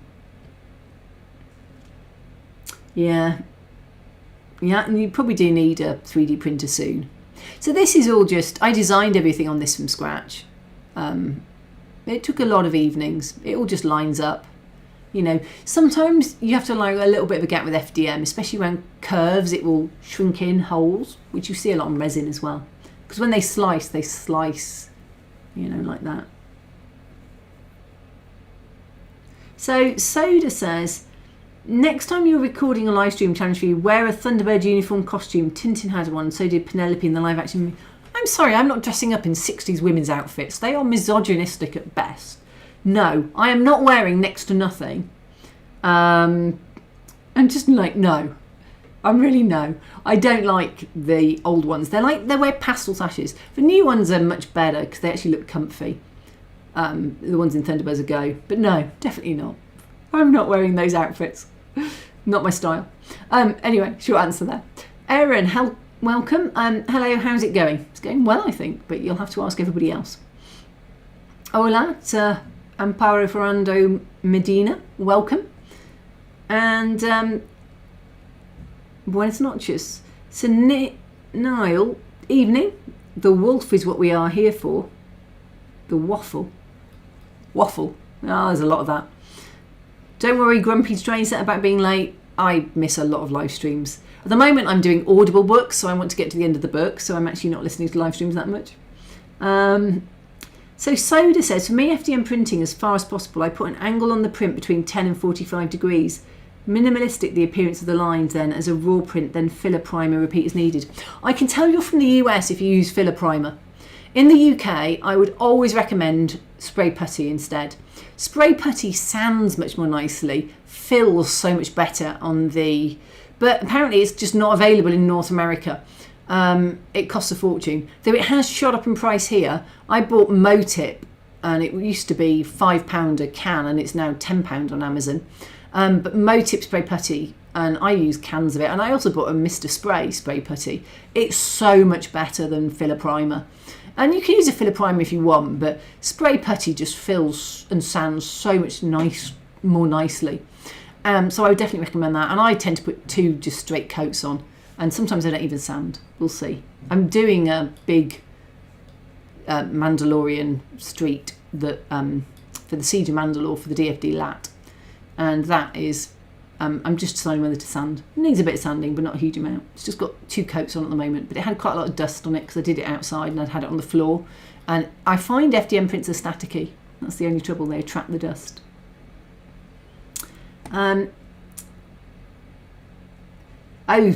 So Soda says, not the women's styles, the uniforms worn by Virgin Lights. I don't like them. They've got pale pastel sashes. I preferred the primary colours of Thunderbirds. I go, I'm just going with it. I'm not wearing a blue tracksuit, guys. Just no. Just not my style.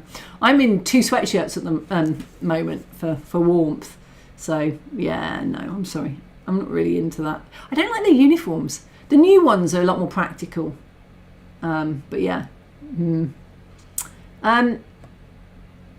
So ever thought about doing 0x from Thunderbirds? To be honest, Kevin, I've so much to do with Tracy Island that I think I'll be Thunderbirded out by the time I've done the 5, 4, 3, 2, 1 and then the cutaway Tracy Island. So I don't think I will be doing any more Thunderbirds after that. It may have to be a bit of a break and do something different. Stephen, the Studio Thunderbird 2 that was used for the flight sequences was 8 foot long, made from balsa wood and kept bouncing off its wires. Damage was hastily repaired with green plasticine. Yeah, plasticine's brilliant for repairing damage.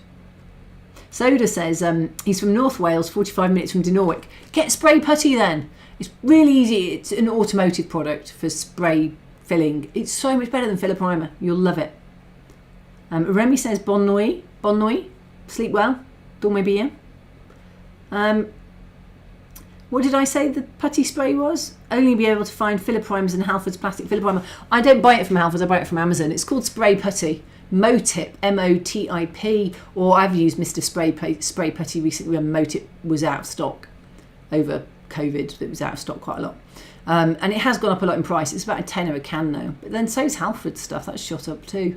It was £5 when I started buying it. So I tend to buy 3 bottles at a time. But yeah, just spray putty, it's called. It comes in a can, sprays. It can run if you overspray, but it's definitely worth trying. You'll see, I did a video on smoothing 3D prints, and you'll see I use it in that if you want to know what it looks like. It's kind of a putty colour, which is funny because it's spray putty. I use it on helmets as well. It's quite robust, sands beautifully, wet sands beautifully. I wet sand it. I never dry sand if I can get away with it. I always wet sand. Though I did these. So this is a circle, and these are the inner walls, a circle on the inside and square on the outside. And they elephant footed their FDM prints. And because this is a prototype, I didn't reprint them, I just sanded them.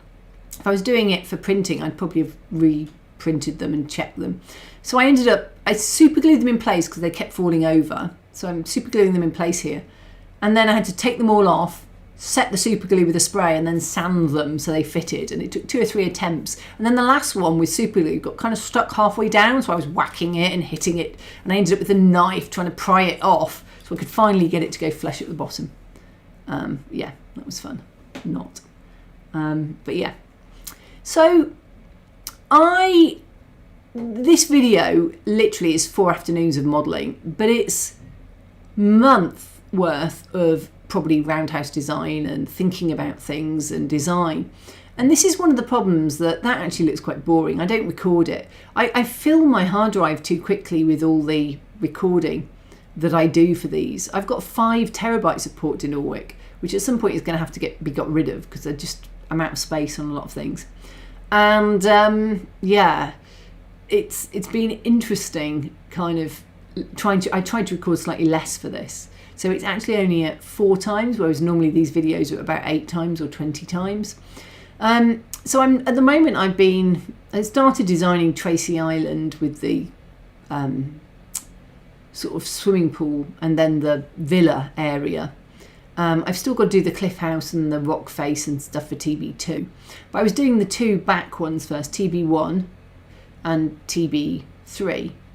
So this kit is very much a work in progress because the top of the hanger wasn't good enough and it needs designing out now.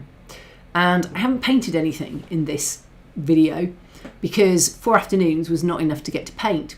But now I've got the quandary of I need to do another TB3 for the 54321, and I'll probably do it next. I'll probably, because I've just built one, so it's quick to do it now, and I'll paint both together. But actually what's amazing when you do this is you realise that actually for a live stream, nobody will want to watch you redo exactly the same thing you've already done. And that's 2 afternoons of modelling. So I've got 2 afternoons of modelling I need to do for Thunderbirds that there'll be no video coming out of because it's a repetition. So I'm just debating how I will model that, whether I'll even record it, or whether, you know, I've got enough footage off the first one that I don't need to worry. That's just me spraying it so the super glue's hard enough to file. So yeah, need to definitely spend quite a bit of time building another one. So Soda says 0x is probably the easiest to build as it's a rounded cockpit, lifting bodies and tail fins with a shiny removable nose cone. To be honest, if I design anything from Thunderbirds, it will be the pods from Thunderbirds I'll Go, the remake, because those pods were super cool. The pods are just amazing. Here they have a pod for each occasion. There they have modular pods and they bolt on whatever attachments they want.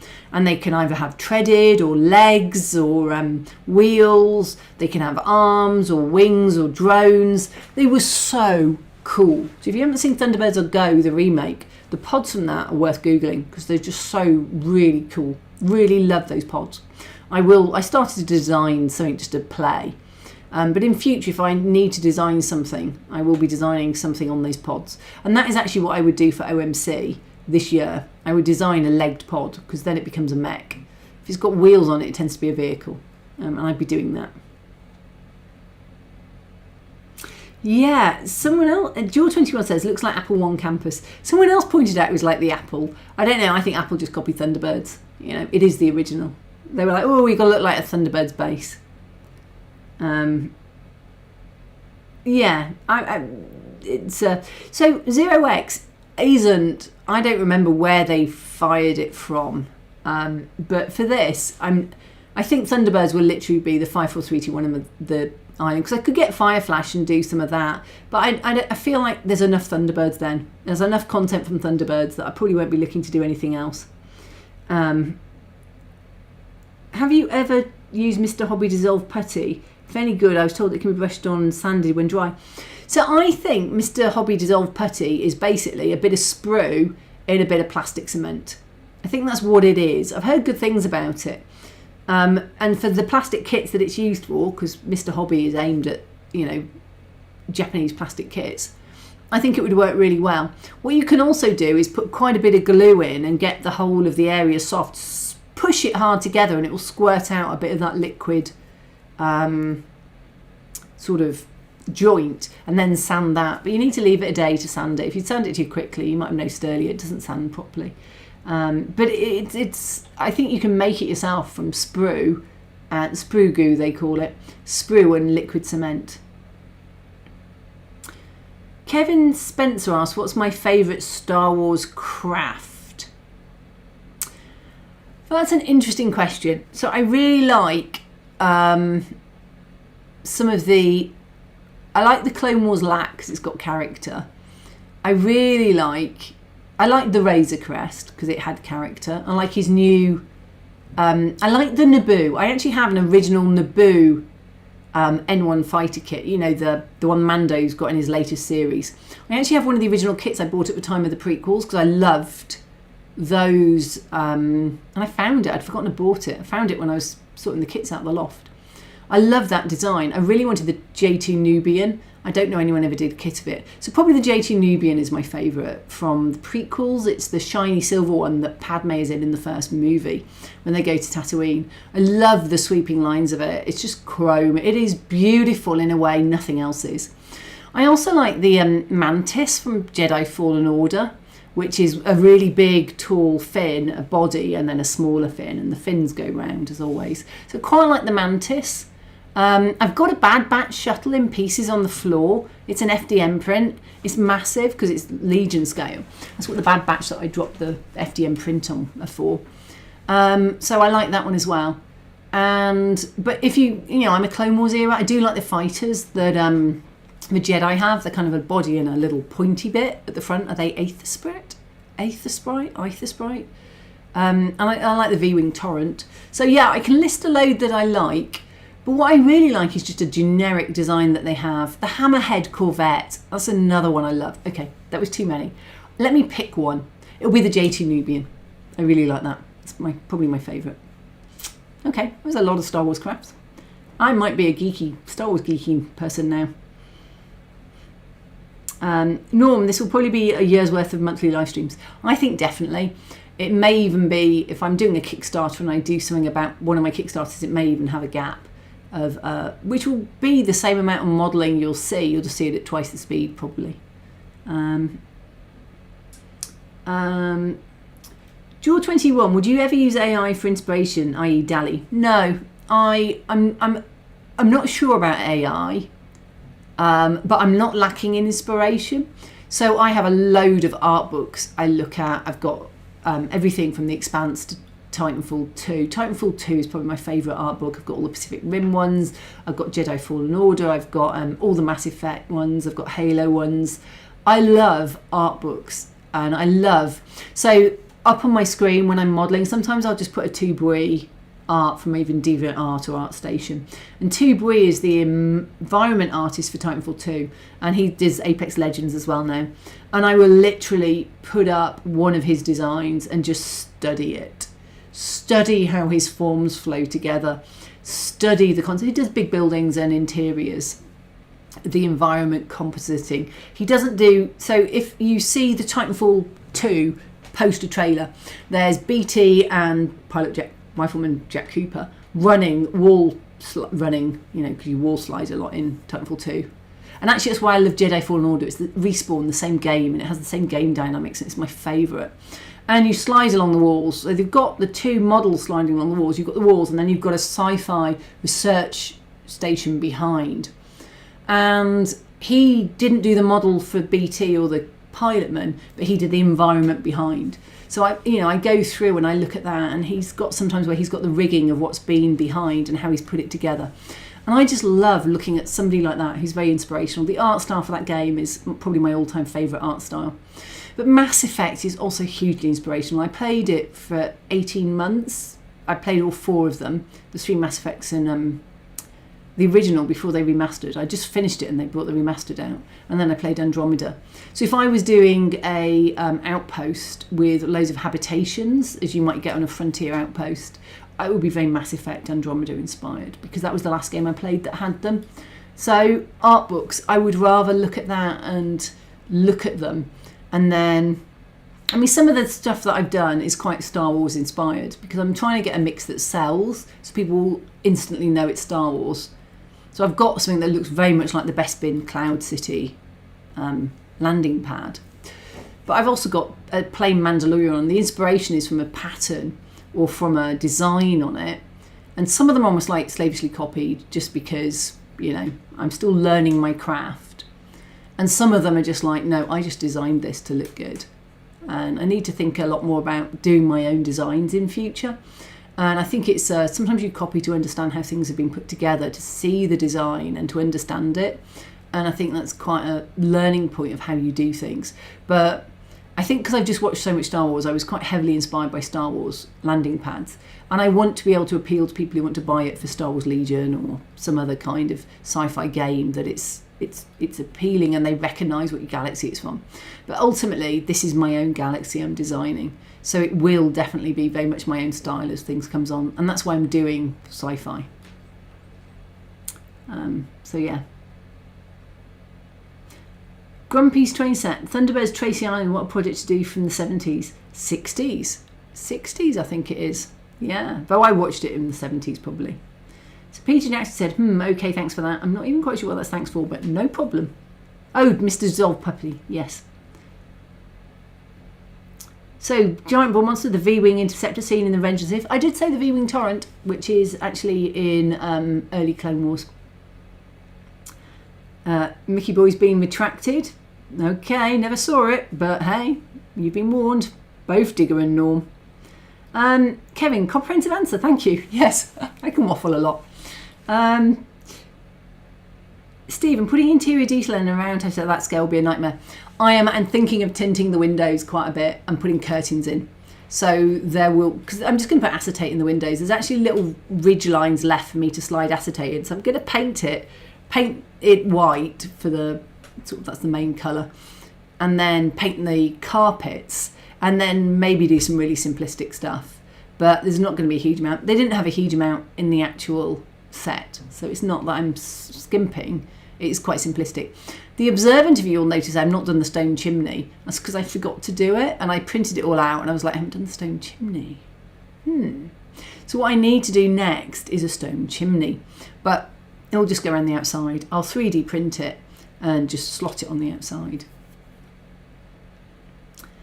Norm, with this scale so small, do you ever consider using photographic elements for some of the background interior areas? It's a really good idea. You could easily photo a stone wall and put it on to make the sort of stonework, and I don't think you'd notice in this scale.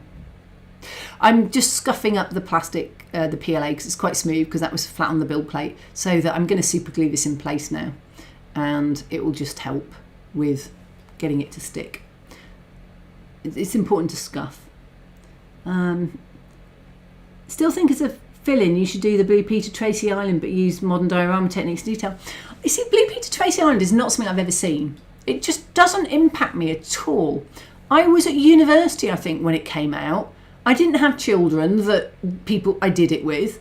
It has never impacted me. I've heard about it. I glued this and had to move it. But it just has no impact on me. So for me, it's not. I've seen the original Thunderbirds. I love the original Thunderbirds. I haven't seen the original Blue Peter. So I'm not interested in it in the same way. And I think that's something to be very, you know, when you're creating something, you have to be inspired by it. I would be looking at something from Blue Peter that I've never seen before going, I'd rather just do the original. I'd rather just copy the original from the TV series. So I know people get very excited about the Blue Peter one, but just wrong era for me. Just not an era I was ever into, into Blue Peter. So I get it. I also think things are too close in it. What I'm inspired by is the Haynes manual cutaway one, and that's what I'll be doing, rather than the. And I think people love the Blue Peter one, and fair play. If you love the Blue Peter one, go model it. But I've never even seen it, other than in, like, when I've been researching this, I've seen photos of it. I've never even seen it. Just, yeah. So there we go. It's probably why I'm not doing it. So Thunderbirds, David says Thunderbirds was 1965, but repeated many times. I watched it on a remake because I wasn't born in 65. But I watched it, and now I've got the DVDs, and I've just rewatched it.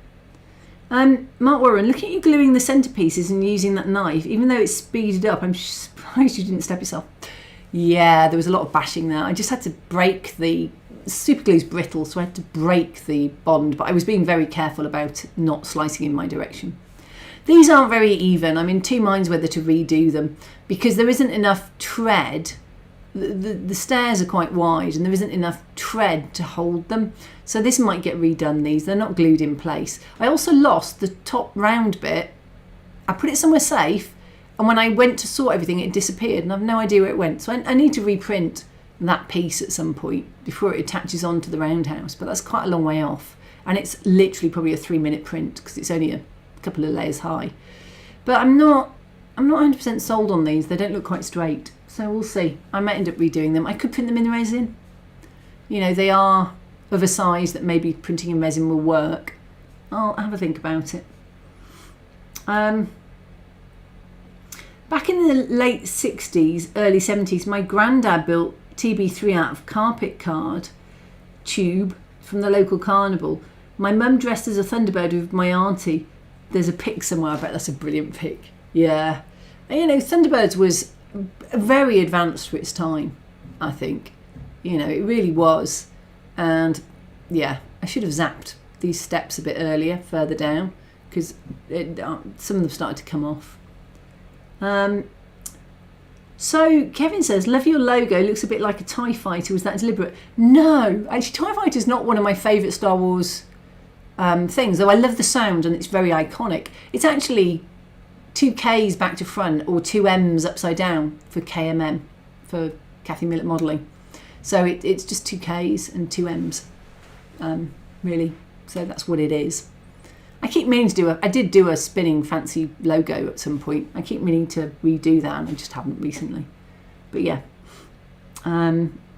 Soda, it's always the fault of the somewhere safe and it disappears. Yeah, it is very safe. It's so safe it's probably now lost forever. Philip, I'm always putting things aside and forgetting where I put them. Oh, at the moment, there isn't a square inch of floor in my house. I step over a landing pad. There's a landing pad in my hallway because the landing pads are very big, the ones that are clipped together. These I've got 2 big ones. And literally every square inch now of my floor is covered in something, unless the room has been recently decorated or is about to be decorated. And I need to just move everything around. I've got 50 odd boxes to move, as I said, this week. And I can't wait to sort it, but I am totally daunted about starting to sort my house because it's such a mess. And I had some friends come up yesterday to cook me a meal. They actually came up for the day, cooked me a lunch and then went home. Bless them, Rachel and Graham, really good friends. And they said, we'll come up for a weekend. We can't help you put stuff away because we don't know where it's going to go, but we will help you tidy. We will help you sort everything and we will come up for a weekend and just help you move all the boxes around. And I've got to say, it was a relief because I'm just so past being able to cope with my house as it is now. You know, this side of Thunderbirds kits, I thought I'll just pick one up and wave one to show you what they're like. But there's 8 different 3D print tile tops to go on my ones there. I need to put them together. And everything is just so covered. So there we go. Not quite sure why that Kathy Miller modelling appeared. Oh, I tell you what, that was the end of... I did a Patreon early release, which I forgot to early release to the patrons. It went out to the members on Saturday morning. And then I forgot to hit release on the post. So it only went today for the patrons. Really sorry, folks. So what I'm doing here is I decided to use UV resin as a quick filler rather than... Because the fillers I've been using shrink quite a lot. You know, Tamiya basic putty does, and it's a great filler, but you have to do it 2 or 3 times. So I thought I'll use UV resin. It actually sands quite nicely. I use an emery board which takes it off quickly. So it's using UV resin because there was quite a few big gaps here, and I cut up a bit of step and shoved it in the gap to fill it a bit, and I'm sanded it. I'm going to see what it looks like when the primer's on because I think it will need quite a bit more sanding, but I was just going to prime it first. Which makes me wonder what I'm going to do about putting the railings on because it'd be quite hard to sand once the railings are on. So I might just zap a little bit of quick, you know, Halford's grey over those areas just to check them before I do anything else. But yeah. Yep, Digger is also confessing that he puts things down places safe. I think we all do it. We all do it. Can you imagine what Jerry Anderson would have done with the budgets of the current movies? And you know, I sometimes think big budgets don't help because big budgets encourage overblown special effects. Whereas what I remember about Doctor Who, the Ark in Space, their green alien taking over Tom Baker was plastic bubble wrap, the stuff with the bubbles, spray painted green wrapped around his hand. You had imagination back in the days. But I don't think the story would be any better. In fact, I think the story would be worse now. I miss those. I mean, the giant robot or whatever, one of the Blake Sevens that I used to love. It literally is a cardboard box with foil on, and you can tell it's that when you look at a picture of it. But I loved those as a child, and they had story. And I think what's missing now on remakes is sometimes the story. So yeah, there we go. As an aside, I find sometimes these don't set as well as you like. This actually did all right because it's clear, it sets all right. This is better than the 3D print one for setting well. I find if I use a 3D printer one, it dries a little tacky and oily. Whereas this is the jewellery one I got off Amazon, UV resin. It sets and sands a lot better. Right, Grumpy's Train Set says, sorry Kathy, I gotta go. I've been on the drink from 1 o'clock and it's getting to me now. I'm not surprised. I did Sober October last year and I haven't started drinking since. So even though it's a big birthday, I didn't have the free glass of champagne. And I've got to say, I've been so much healthier since I stopped drinking. I'm not trying to convert anybody there. I'm just making a comment on the fact I haven't drunk in about 5 months. And I actually have a lot fewer headaches. I feel a lot better, especially at the weekend. So yeah. Digger, yep, I watched it today. No idea what he watched, but he enjoyed it.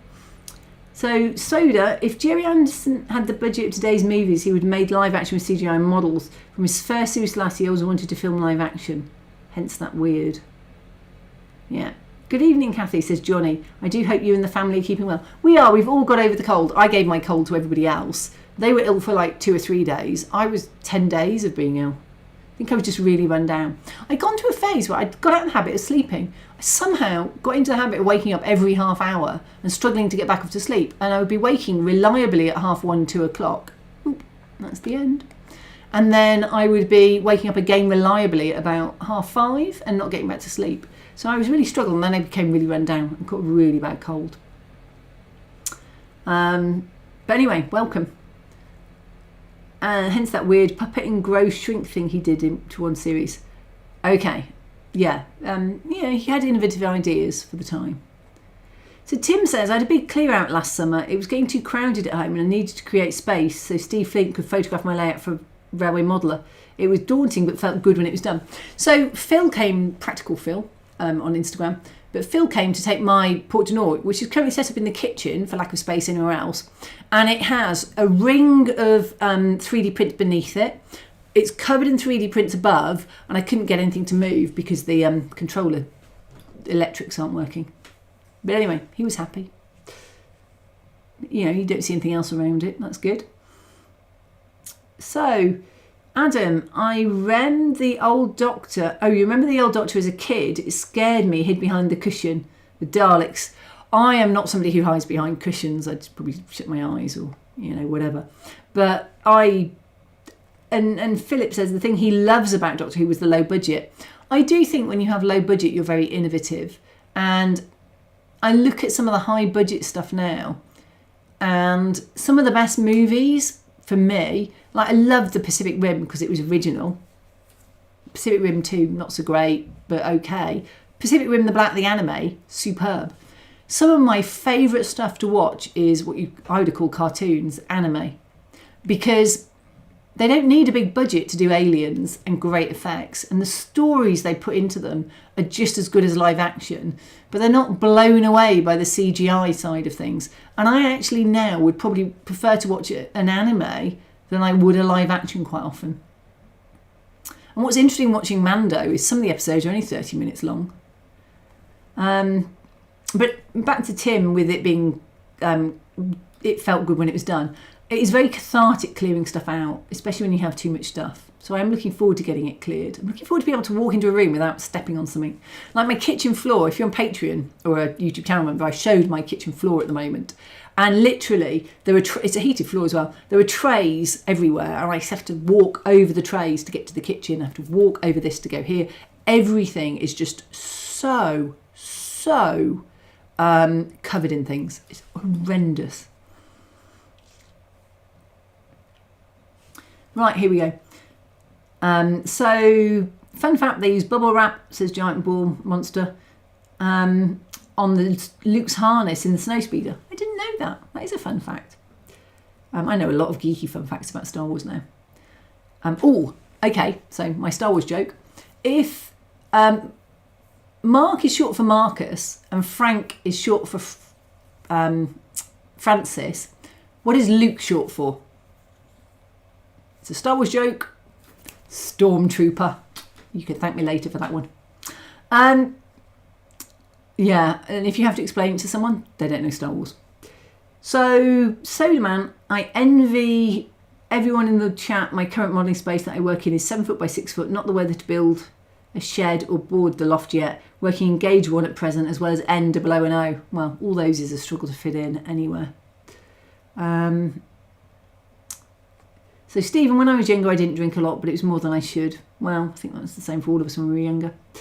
Peter Jackson, Robbie the robot from Forbidden Planet is the best robot from the early sci-fi films, I think. He is a cool robot. I will give you that one.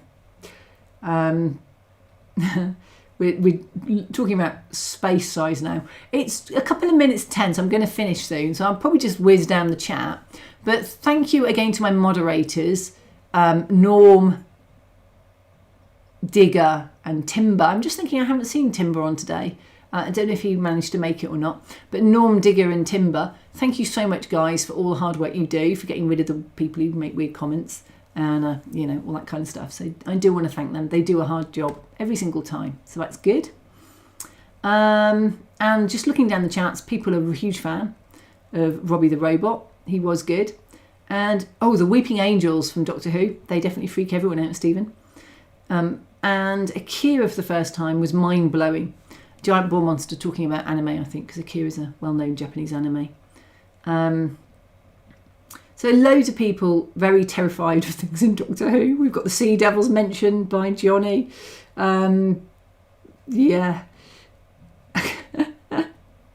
But yeah, so basically, you never have enough space. I have a beautiful room, and my friends came and they went up there, the ones that came yesterday, who did me the meal. And this is beautiful, it's 16 foot square. And it's full of kitchen cabinets and worktop, and it's still not big enough. I know I've got more boxes than I have space there, even with a little spare room to put my dioramas in. So no matter how much space you have, you will fill it, isn't the moral of what I'm about to say. So next time I will have to build another Thunderbirds 3. So I might build that next because I've just built one. I think I'll be doing Thunderbirds 1 hanger and Thunderbirds next time, because I'm currently going to design, but it might be the end of the Thunderbird 3. One of the problems is I'm just printing so much, getting time scheduled on my FDM printers to A, design it, and B, print on it is a little difficult. So my FDMs are just running 24/7 doing my Kickstarter, which I want out in April. I'm 75% designed. So once that's done, I think the rest of the Roundhouse will do. So maybe I end up doing some more kits next time, just because I don't need to 3D print any for them, and the 3D print will have to go later in the year. I then also need to actually model the landing pads up and paint them and decorate them and everything ready for the Kickstarter photos. So that is going to take quite a bit of my time. So all my dioramas are going to have to go on hold. So sorry, Bad Batch Shuttle, you're probably going to stay on the floor a bit more. Captain Rex Helmet, you're going to stay there. And DFD's, Darkfire Designs, after the battle, that Siege of Mandalore one is just going to be ongoing, as is my Star Wars Legion. But you can watch it all on the YouTube channel. And guys, thank you ever so much. I'm going to sign off now. People are still always talking of their sci-fi they like, but you know, there's plenty of other Jerry Anderson out there, and I can see a few mentioned. Space 1999, loved that.